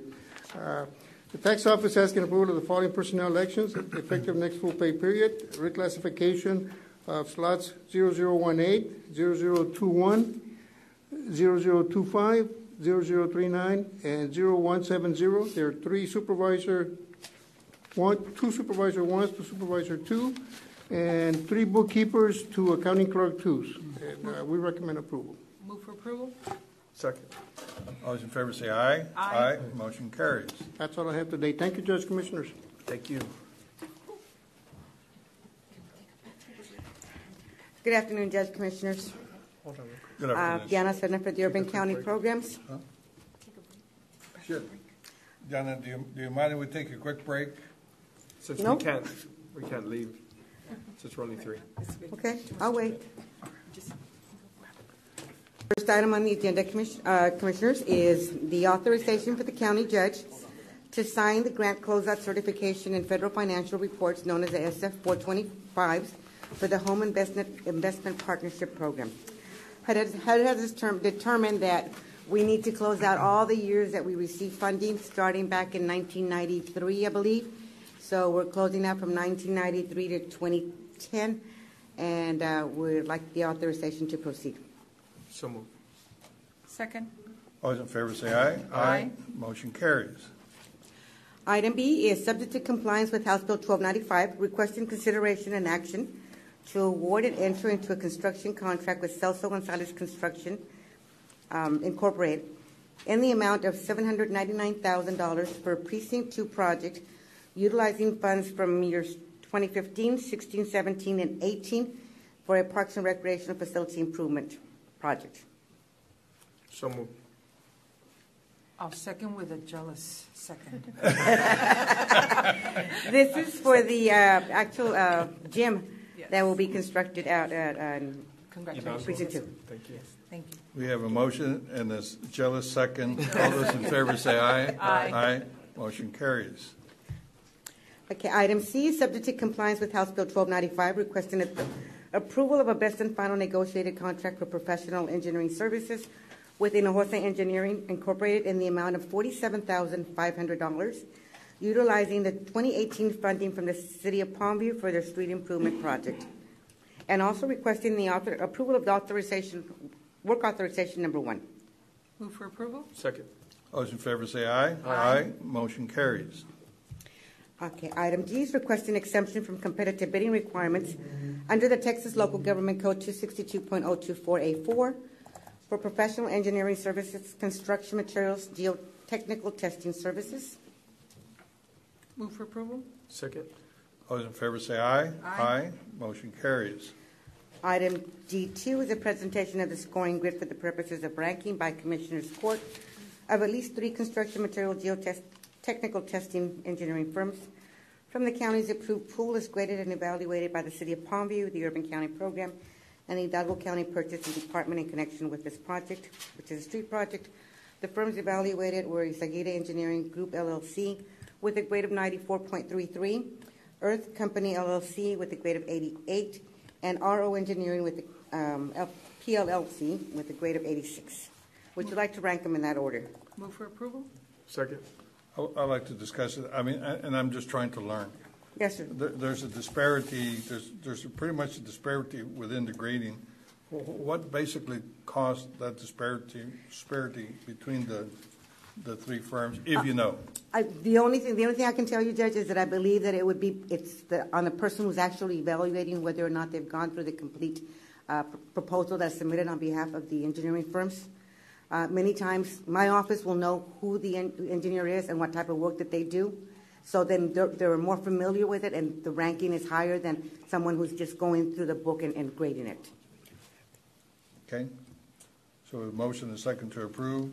All those in favor say aye. Aye. Motion carries. Okay. Item D3 is authority to negotiate a professional engineering service contract with the number 1 ranked firm of Izaguirre Engineering Group, LLC, for the provision of construction materials geotechnical testing service for this Palmview Street Improvement Project, which is located at Greenland Subdivision. Move for approval? Second. All those in favor say aye. Aye. Motion carries. Item E is requesting exemption from competitive bidding requirements under the Texas Local Government Code 262.024A4 for professional engineering services. So moved. Second. All those in favor say aye. Aye. Motion carries. Item 2 is a presentation of the scoring grid for the purposes of ranking by Commissioners Court of at least 3 engineering firms in the county's approved pool. These were graded by the City of Elsa, the Urban County Program, and the Purchasing Department. And this is for a street improvement project in the City of Elsa. The 3 firms evaluated with NTEC Civil Engineering with a grade of 94.67, CSJ Group with a grade of 95.67, and the International Consulting Group with a grade of 94.67. Move for approval? Second. All those in favor say aye. Aye. Motion carries. Ms. Diana. There's a tie between the 2 at Dentec Civil Right, Engineering. I was going to ask, was that a type or is it a tie? I'm sorry? I was going to ask you, was that a type or is that a tie? No, it's a tie. It's actually a tie. I'm only asking for the authority to negotiate with the highest ranked firm. If in case we come back, then we're going to have to do the drawing. Do we do the lots right now? No. It's afterwards? You're going to go with the number 1 ranked firm. If that's the will of the court, if there's an issue with negotiating the contract with that number 1 firm, then you would have to come Do back. the lot. Okay, thank you. Thank you. Okay, well, motion passed. Okay. On item 3 would be the authority to negotiate a professional engineering service contract with the number 1 ranked firm of CSJ Group for the provision of engineering services for the City of Elsa Street Improvement Project. Move for approval. Second. All those in favor say aye. Aye. Motion carries. Okay, item F is the Urban County Program request approval of the Emergency Solutions Grant Program subrecipient agreements with the following nonprofits for the year 32, which is the 2019 funding, retroactively effective October 1st, 2019 through May 31st, 2021. We have the attached agreements, and these agreements will be with the Catholic Charities of the Rio Grande Valley, the Women Together Foundation Incorporated, and the Salvation Army of McAllen, Hidalgo County. Move for approval. Second, I just have a question out Yes. of curiosity. What is this? These are subrecipient agreements that provide assistance to the homeless. So what these nonprofits actually applied to us for the Emergency Shelter Grant Program. We provide funding to these agencies that provide housing in some areas. So we have restricted funds for this that we can use? This restricted funds, which is known as the Emergency Solutions Grant. And they're going to get money? Yes. Okay. Más o menos, or it just depends on how many people they serve? It's an allocation that there are Catholic Charities of the Rio Grande Valley will receive $170,000 over a 2-year period. Women Together Foundation will receive $200,000 over a 2-year period, and the Salvation Army will receive $223,496.65. And it's a 2-year period to provide the services that are payment of invoices. Sometimes our Catholic Church may be paying some light bills or provide rental assistance. It depends on what the needs of the client are. I have a question. Just so do these entities have to apply? You have an open application period? Yes, we do. Okay. Well, these entities, actually, when we're doing our action plan or our consolidated plan, we provide a notice in the paper, and then they are advised that we've had an application period. They submit, we evaluate what they're going to be providing, and then determine the funding levels based on what we have. Okay. We have a motion and a second to approve. All those in favor say aye. Aye. Aye. Motion carries. Item G, subject to compliance with House Bill 1295, when and if applicable, the Urban County Program is requesting the award of bids and the approval of contracts, with RG Enterprises, LLC, doing business as G&G Contractors, and A1 installation for the demolition and reconstruction of the following: 6 units in the countywide area in the total contract amount of $412,750 to RG Enterprises, doing business as G&G. 1 unit in the countywide area, 1 unit in the city of Weslaco, 1 unit in the city of San Antoine, and 1 unit in the city of Mercedes, in the total contract amount of $254,750 to A1 installation. This is housing construction. So moved. Second. Those in favor say aye. Aye. Motion carries. Okay, on a side note, Judge, Thank you very much. I would like to say something. This is officially my last meeting as the Urban County Director. I will be leaving on March 2nd, and I'd like to say to you that I'm proud that I was one of the first employees of the Urban County Program back in 1988. I was actually one of the originals. We created the program. Back then, I was here for 5 years before I went off to be director at the city of Harlingen. Since I've been back in 2002, I just want to be able to thank the court and anyone who supported me in my efforts to improve the department. And a very special thank you. I'm sorry Commissioner's not here, but a very special thank you to Commissioner Joe Flores, as he is the only commissioner that still sits on the board that was here when I was hired, and is the only one that knew what, aside from Mr. Valdeguerra, of course, what kind of trouble the county of Hidalgo was in back in 2002. So I wanted to say that I wanted to thank Commissioner for annually reminding me that I should always do the right thing and always keep things legal. When I returned in 2002, the department was not in the best shape. The county's caper was not acceptable. Judge, you know what the caper is based on what you've heard about McAllen. It was not acceptable to HUD. The action plan was non-compliant. The number of projects with no expenditures resulting in the county not meeting the required expenditure ratio were too many. The county faced findings from the U.S. Department of Housing and Urban Development in the amount of $650,000. My staff and I reviewed numerous documents at the time, and we were able to whittle that finding down to $250,000. And that's because we searched through boxes and boxes of files. To this day, I still think, I wish I could have cleared the remaining $250,000, but I couldn't. My staff couldn't because that information was non-existent. The county was constantly threatened with the removal of CDBG funds. So when I look back at my employment for the last 17 and a half years with the County of Hidalgo, I know I did a good job. And I will always take that with me, and I will always thank my staff for allowing me to teach them what they know. It still bothers me, like I said, that I couldn't clear the finding. So I leave this position with my head held high, my head held very high, as I did the very best I could for the County of Hidalgo. I leave you a completely transformed, efficient, accountable, and transparent department. I also wish you continued success and that they continue to assist the people that were meant to be assisted with the CDBG funds. We know, we've seen the poverty, we've seen the needs. And on your, I think I'm right in front of you, you have an impact book. We actually created that impact book as part of an organization that I belong to, which is the National Community Development Association.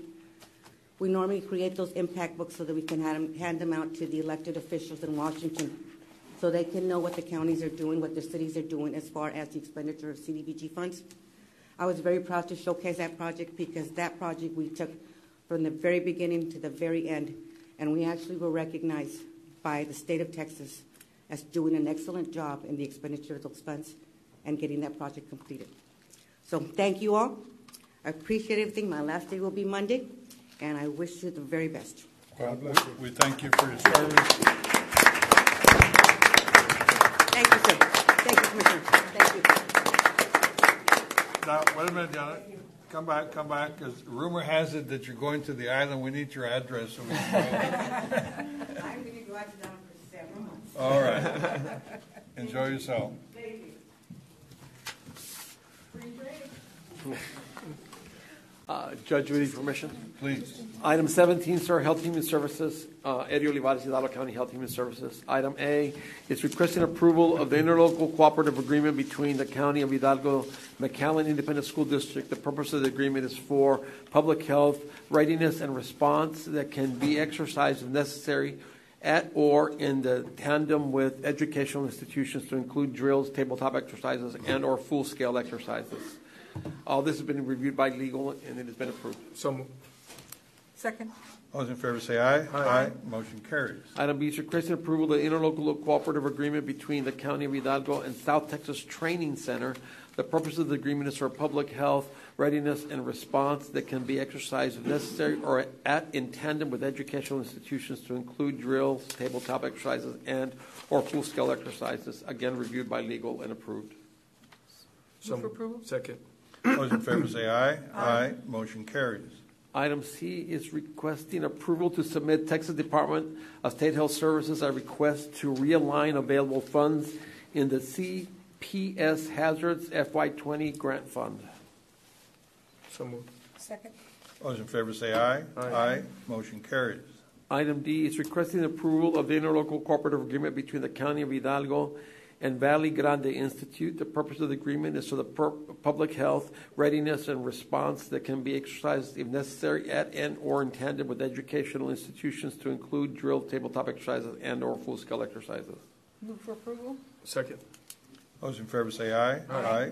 Motion carries. Item E, sir, is requested approval of the interlocal cooperative agreement between the City of San Juan and the County of Hidalgo. The purpose of the agreement is for Hidalgo County Health and Human Services Department to provide inspections and permitting of OSSF on-site septic facilities disposal system within the City of San Juan jurisdiction, and further describes within their interlocal cooperative agreement attached herein, and has been reviewed by local as well. So moved. Second. Before I call the question, sure. We had a press conference earlier this morning. Could you just briefly tell tell us again? Sure.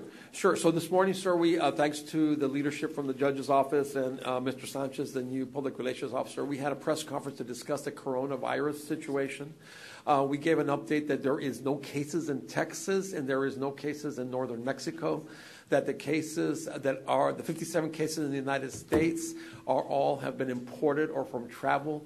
We have several cases here in Texas that are being housed at Lackland Air Force Base for an isolation and review by the CDC, but those came in from either that cruise ship, I can't remember the name of the cruise ship, the Princess something cruise ship from the cruise company, and then we had the federal employees who were in China who have been relocated to be reviewed and isolated in San Antonio. But otherwise, we're in line to deal with all these issues.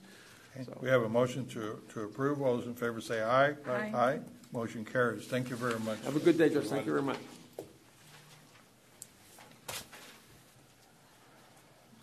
Good morning, Terry, because you're we a haven't had trooper. lunch. It's not good afternoon yet. Okay. We have 4 short items. Okay, the first one is discussion, approval to advertise, and approval of statement of qualification, requirements, and the scope of services for the following: medical and dental providers, mental health providers, and sign language interpreting providers. This is just to advertise. Move for approval? Thank you. All those in favor say aye. Aye. Motion carries. B is discussion approval of poverty income guidelines for eligibility. And I want to stop there because we don't have the priority guidelines for selection and enrollment. We just have the income guidelines that are provided for you. We'll bring the other ones at the next meeting. Approval for the income guidelines. Second. All those in favor say aye. Aye. Motion carries. And letter C is discussion approval for Hidalgo County Head Start Program to make an addendum to the lease agreements for the following centers: Edinburgh 3, Mission 3, and Mission 4. The owners of these facilities were charging us rent and came back, visited with us, and I guess they felt real sorry. Now they've gone to not charging us any rent. Maybe $10 a year is what it amounts to. So we're grateful that they did that, and that really helps us. Awesome. So we're awesome. Move for an approval and an applause. There you go. Thanks. All those in favor say aye. Aye. Motion carries. And D, discussion to revise the FAR San Juan Alamo program calendar. PSJA changed the day off before, the Good Friday to be off on Good Friday and not on Monday. And so when they changed their calendar, we had to change our calendar for our children since we partner with them. So that's the only change there. So moved. Second. All those in favor say aye. Aye. Motion carries. Thank you so very much. Thank you very much. We've already finished 19A, so it'll be 20A. Mr. Salinas, if I may, this is very straightforward. It's office use cell phone for child welfare. Hold on. Let him. He's been here for 3 hours. I Let him missed get my his TV ashes time. Item A, again, the addition of 3 cell phones for office use. So moved. Second. All those in favor say aye. Aye. Motion carries. Thank you very much. Thank you. Judge Item Commissioner, 22. actually for WIC, they had she had to be out of the office. WIC is asking for ratification to request and submit the amended fiscal year 20 contract number and as listed for Lactation Support Center Service Strategic Expansion Program, which is the LSCS SEP program. So moved. Second. All those in favor say aye. Aye. Motion carries. Good afternoon, Judge Commissioners. TJ Arredondo with the Planning Department. The following seven items are up for preliminary approval. First item, AAA subdivision in Precinct 3 is a 1-lot multifamily subdivision in a flood zone X. Drainage is on-site detention and discharge onto Dolphin Roadside Ditch. It was approved by the City of Mission. Water is provided by Iowa SUD and septic tanks will be used. We recommend approval. You want to just go? Do all of them? Okay. Yeah. Next one is Sunset Valley's Phase 5 in Precinct 1, a 30-lot subdivision in a flood zone X. Drainage is a storm drainage pipe system and detention by widening the ditch. It was approved by the City of Donna. Water is provided by North Alamo and septic tanks will be used. 6 street lights are proposed as well as 1 internal street. Also recommending approval for that one. Next item, Carrizales subdivision in Precinct 3, a 48-lot subdivision in a flood zone X and A. Flood zone A will be revised via Lomar F before final approval. Drainage is a storm pipe system discharging into an existing regional detention facility. It was approved by the City of Mission. Water is provided by Agua Sud, and sewer will be septic tanks. 10 street lights are proposed, as well as 3 internal streets. Recommending approval as well. Next item, Carmen Avila Phase 4, Precinct 4, 96 lot subdivision and a flood zone X. Drainage is a storm drainage pipe system and detention by proposing a drain ditch. It was approved by the City of Edinburgh. Water is provided by North Alma Water Supply, and septic tanks will be used. 27 streetlights are proposed, as well as 5 internal streets. We're recommending approval as well. And for the record, I'm asking for no action on 23-1E, which is Las Olas Estates. So no action for the record, 23-1E. Next subdivision is Hacienda Victoria Estates subdivision in Precinct 4, a 103-lot subdivision in a flood zone X, storm drainage pipe system, and detention by widening the existing drain ditch. It was approved by the City of Edinburgh. Water and sewer will be provided by North Alamo Water Supply. 15 streetlights are proposed, as well as 6 internal streets. We're recommending approval.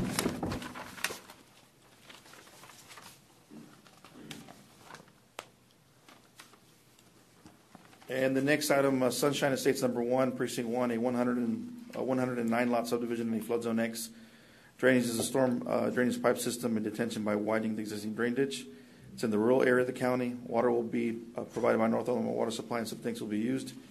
29 streetlights are proposed, as well as 7 internal streets. We're recommending approval for that one as well. And the next item for preliminary, the last one for preliminary approval is San Jacinto Estates number 10 in Precinct 1, Phase 1 in Precinct 1, a 144-lot subdivision in a flood zone X. Drainage is a storm drainage pipe system and detention by widening the existing drain ditch. It was approved by the City of Weslaco. Water is provided by North Alamo, and sanitary sewer by the City of Weslaco. 22 streetlights are proposed, as well as 7 internal streets. We recommend approval. So these are the 7 subdivisions for preliminary approval. Wow, but how many is that? That's over, what, 500, 600? I counted. There are 875 lots. 875 lots, wow. Motion approved. Well, including the final ones, but for the overall, this agenda is 875 lots. Okay. Motion to approve item 23A1, A, B, C, D, F, G, H. And that's it. Second. All those in favor say aye. Aye. Motion carries. Okay, the following 3 items are up for final approval. First item, Western Vegas Subdivision Unit 2, Precinct 3 is a 6-lot subdivision in a flood zone X. Drainage is natural percolation within the lots. It was approved by the City of Mission. Water will be provided by Agua Sud, and the septic tanks have been installed. We're recommending approval. Next item is Bella Wood Subdivision, Precinct 4, a 52-lot subdivision in a flood zone X. Drainage is a storm pipe system with detention by widening an existing ditch. It was approved by the City of Edinburgh. Water will be provided by North Alamo Water Supply, and sewer by the City of Edinburgh. And 7 streetlights have been installed. We're recommending approval as well. Next item, Carmen Avila Phase 2 subdivision in Precinct 4, a 146-lot subdivision and a flood zone X. Drainage is a storm drainage pipe system and detention by widening the ditch. It was approved by the City of Edinburgh. Water is provided by North Alamo Water Supply, and sewer by the City of Edinburgh. 20 streetlights have also been installed. We're recommending approval. So these are 3 for final approval.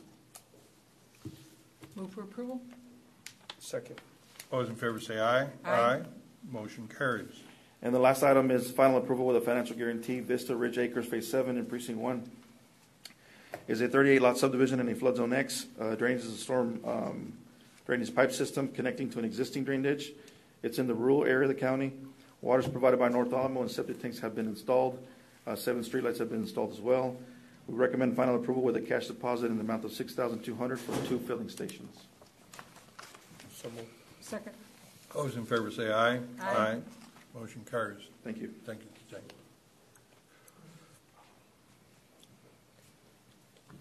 Good afternoon, Judge Commissioners. Precinct 1, Commissioner Fuentes, Pepe Cabeza de Vaca.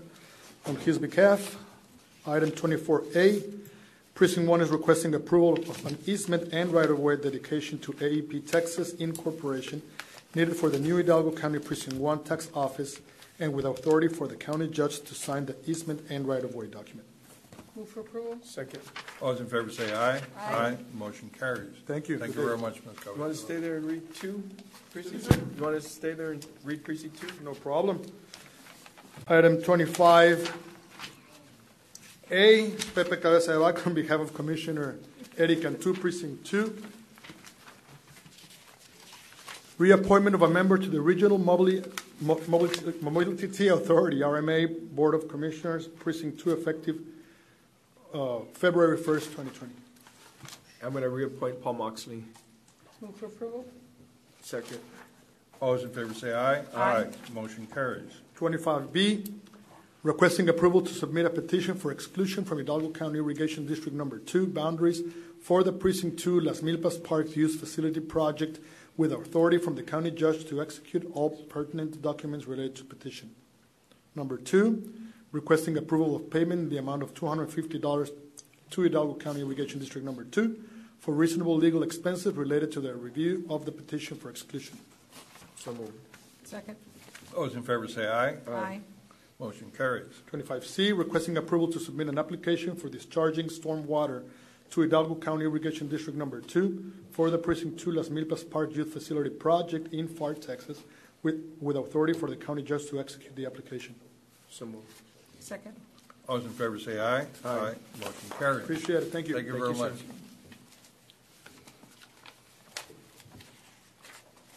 Afternoon, Judge, Commissioners. Sergio Cruz, Department of Budget Management. Item 26A1 is approval of 2020 appropriation of funds for the Precinct 4 Drainage Improvement Project in the amount of $223,018.27. So moved. Second. All those in favor say aye. Aye. Motion carries.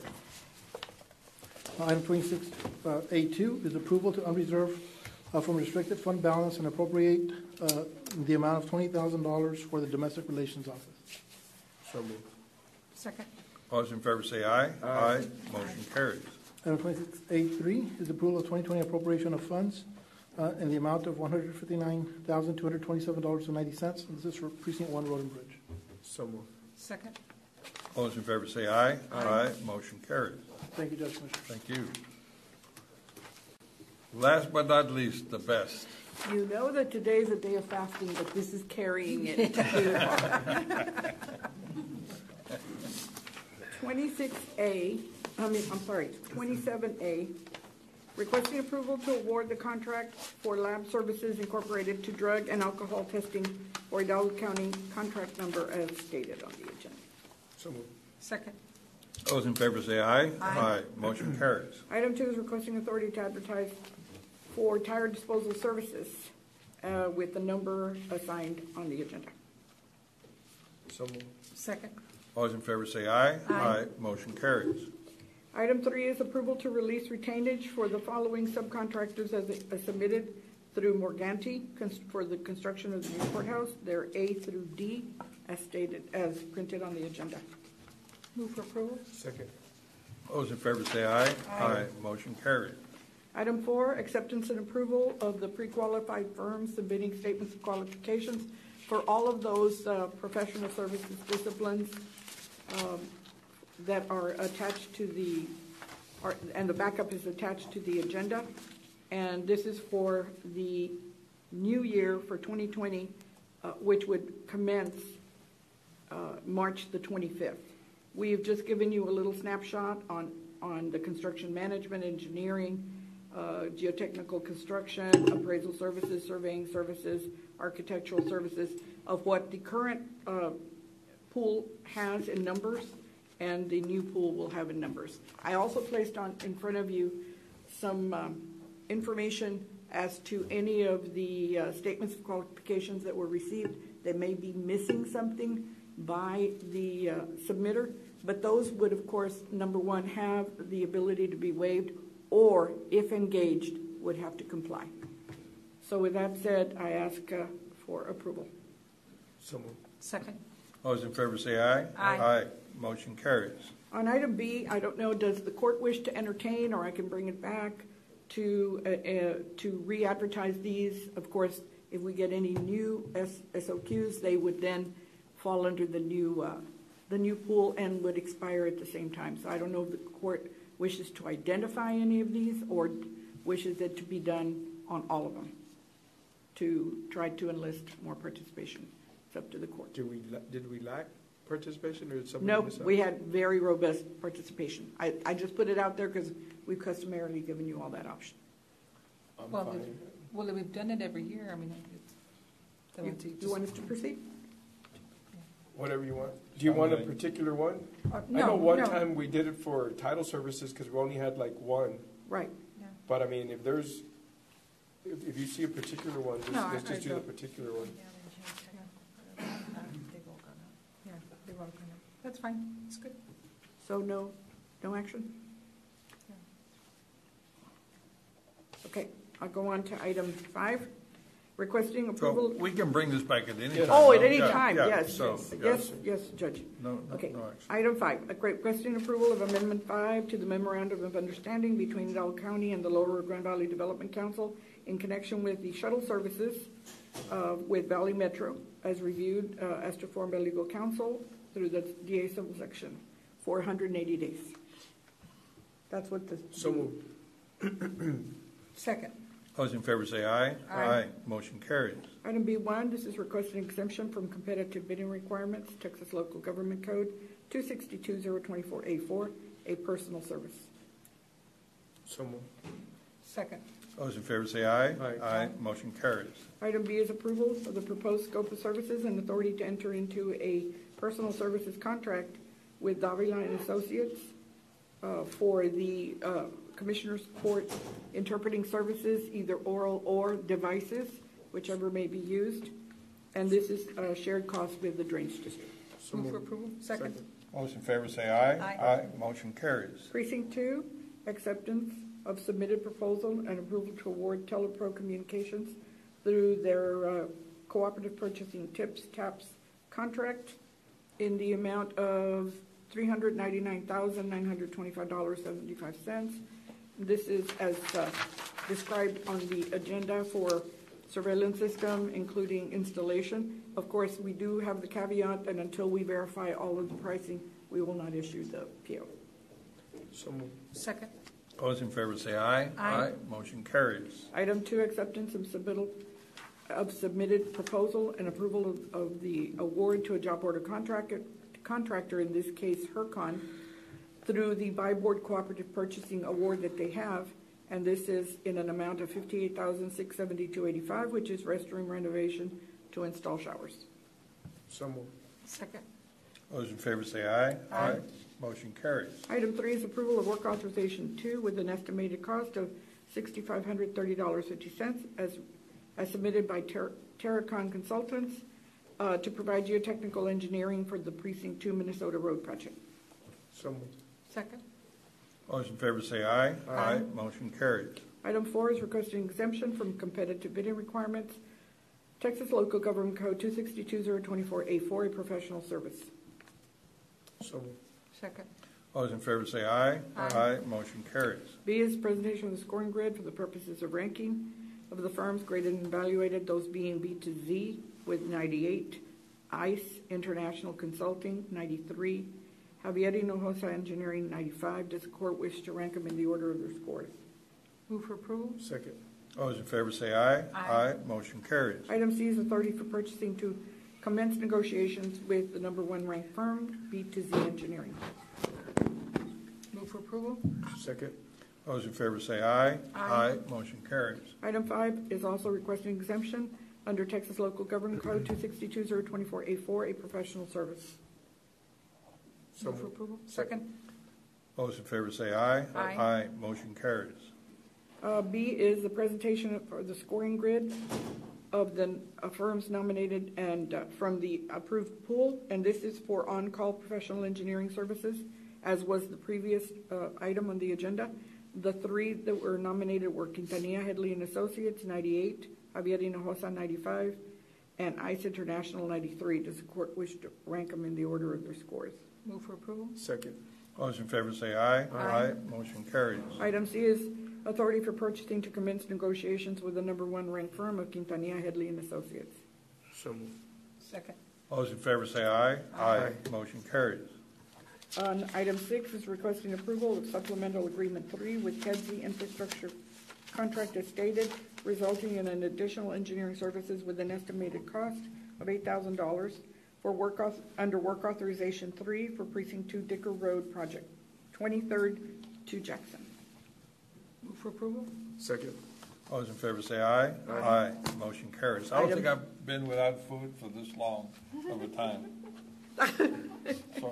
So hurry. Okay, item 7, approval of work authorization 1, estimated cost $8376.50 by Terracon to provide construction materials testing for by Alto Park Youth Facility. Move for approval. Second. All those in favor say aye. Aye. Aye. Motion carries. 8, requesting exemption under Texas Local Government Code, professional service 262-024A4. Move for approval. Second. All those in favor say aye. Aye. Motion carries. Presenting the firms nominated and graded, Half and Associates, 96, Quintanilla Headley and Associates, 98, ROW Surveying Services, 95. Does the court wish to rank them in the order of their scores? So moved. Second. All those in favor say aye. Aye. Motion carries. Authority for purchasing to commence negotiations with Quintanilla Headley and Associates, and this is for an on-call as needed for Precinct 2 projects. So moved. Second. All those in favor say aye. Aye. Motion carries. And just to be clear, that's for surveying services. Surveying. Item D1, Health and Human Services, requesting approval of the first statement of qualifications received, which was Nuestra Clínica del Valle, as qualified through Health and Human Services Evaluation Committee to become a member of the Indigent Care Level 2 program for dental care provider. Move for approval. Second. All those in favor say aye. Aye. Motion carries. Item E1, District Clerk requesting approval to continue the preservation of deed and official records volumes with co-file in the amount of $58,475.82. Move for approval. Second. All those in favor say aye. Aye. Motion carries. Item F, Budget Management Action approving the restatement of the regular agenda item 74-297 for the meeting held on February 11th of the final negotiated contract, including an addendum, the word is addendum, not amendment, between Hidalgo County and Gallagher Benefits. So moved. Second. I want to see him as soon as possible. Yes, I've already given that instruction to my staff. Okay. The contract is here for you to execute, Judge, when we did this, Okay. so that we can then proceed to help you, okay? Correct. After you eat. G1 Auditor's Office. All those in favor say aye. Aye. Motion carries. G1 Auditor's Office, we're requesting exemptions from competitive bidding requirements under Texas Local Government Code 262-024A for a professional service. So moved. Second. All those in favor say aye. Aye. Motion carries. And B, subject to compliance with Form 1295, acceptance and approval of a letter of engagement between Hidalgo County and Gray CPA Consulting for provision of consulting services on an as-needed basis for caseware support services, subject to final legal review, which I think has already occurred. Move for approval. Second. All those in favor say aye. Aye. Anyone opposed? Motion carries. H1, IT, requesting authority to purchase equipment through our membership through the DIR to Inside Public Sector Incorporated in the amount of $66,928 to upgrade a network located at the administration building, which is to upgrade and replace the firewall for the internet. Second. All those in favor say aye. Aye. Motion carries. That's it. Thank you. Judge, Commissioners, just real quick, Fern McClarity for open forum. Fern McClarity? We have none. Judge? Closed session. We have closed session. Let's issue a nice Okay. Pursuant to Chapter 551 of the Texas Government Codes, Section 551.071 and 551.072, we're going to be retiring to executive session to discuss those items. Any action items to be taken will be taken in open session. May I have a motion to? So moved. Second. All those in favor say aye. Aye. We'll be back. Yes, ma'am.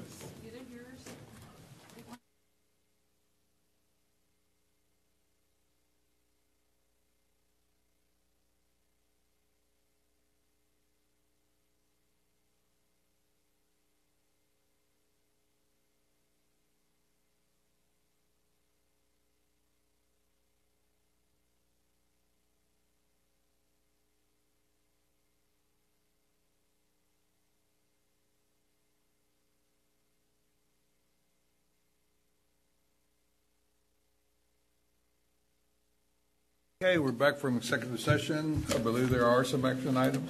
Yes, sir. Thank you very much. Under item 31, open session, I'm going to go back one step. Item 30A and 30B, there's no action to be taken. Item 31A, real estate acquisition appropriation for same. Judge Commissioners, I will proceed as directed.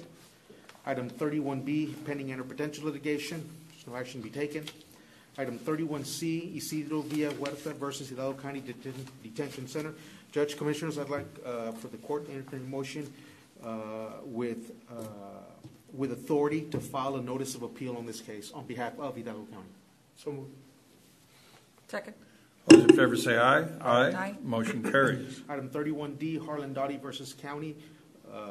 Judge Commissioners, this was a claim that is being facilitated by the Ms. Josephine Ramirez's office at the DA, and it is turned into a lawsuit, and so I'm asking the court to take action for the suit to be facilitated by Ms. Josephine Ramirez's office at the DA's office. You need action? Yes, please. Second. We have a motion and a second. Those in favor say aye. Aye. Aye. Motion carries. Item 31E, Judge Commissioners, I'd like the settlement authority to make an offer in the amount of $689.34 with respect to claim of Fernando Garcia. So moved. Second. Those in favor say aye. Aye. Motion carries. Item 31F, claim of Irma Castillo. Judge Commissioners, I'd like settlement authority to make an offer in the amount of $156.96. Move for approval. Second. Those in favor say aye. Aye. Motion carries. Okay, well, there's no need for closed or open session.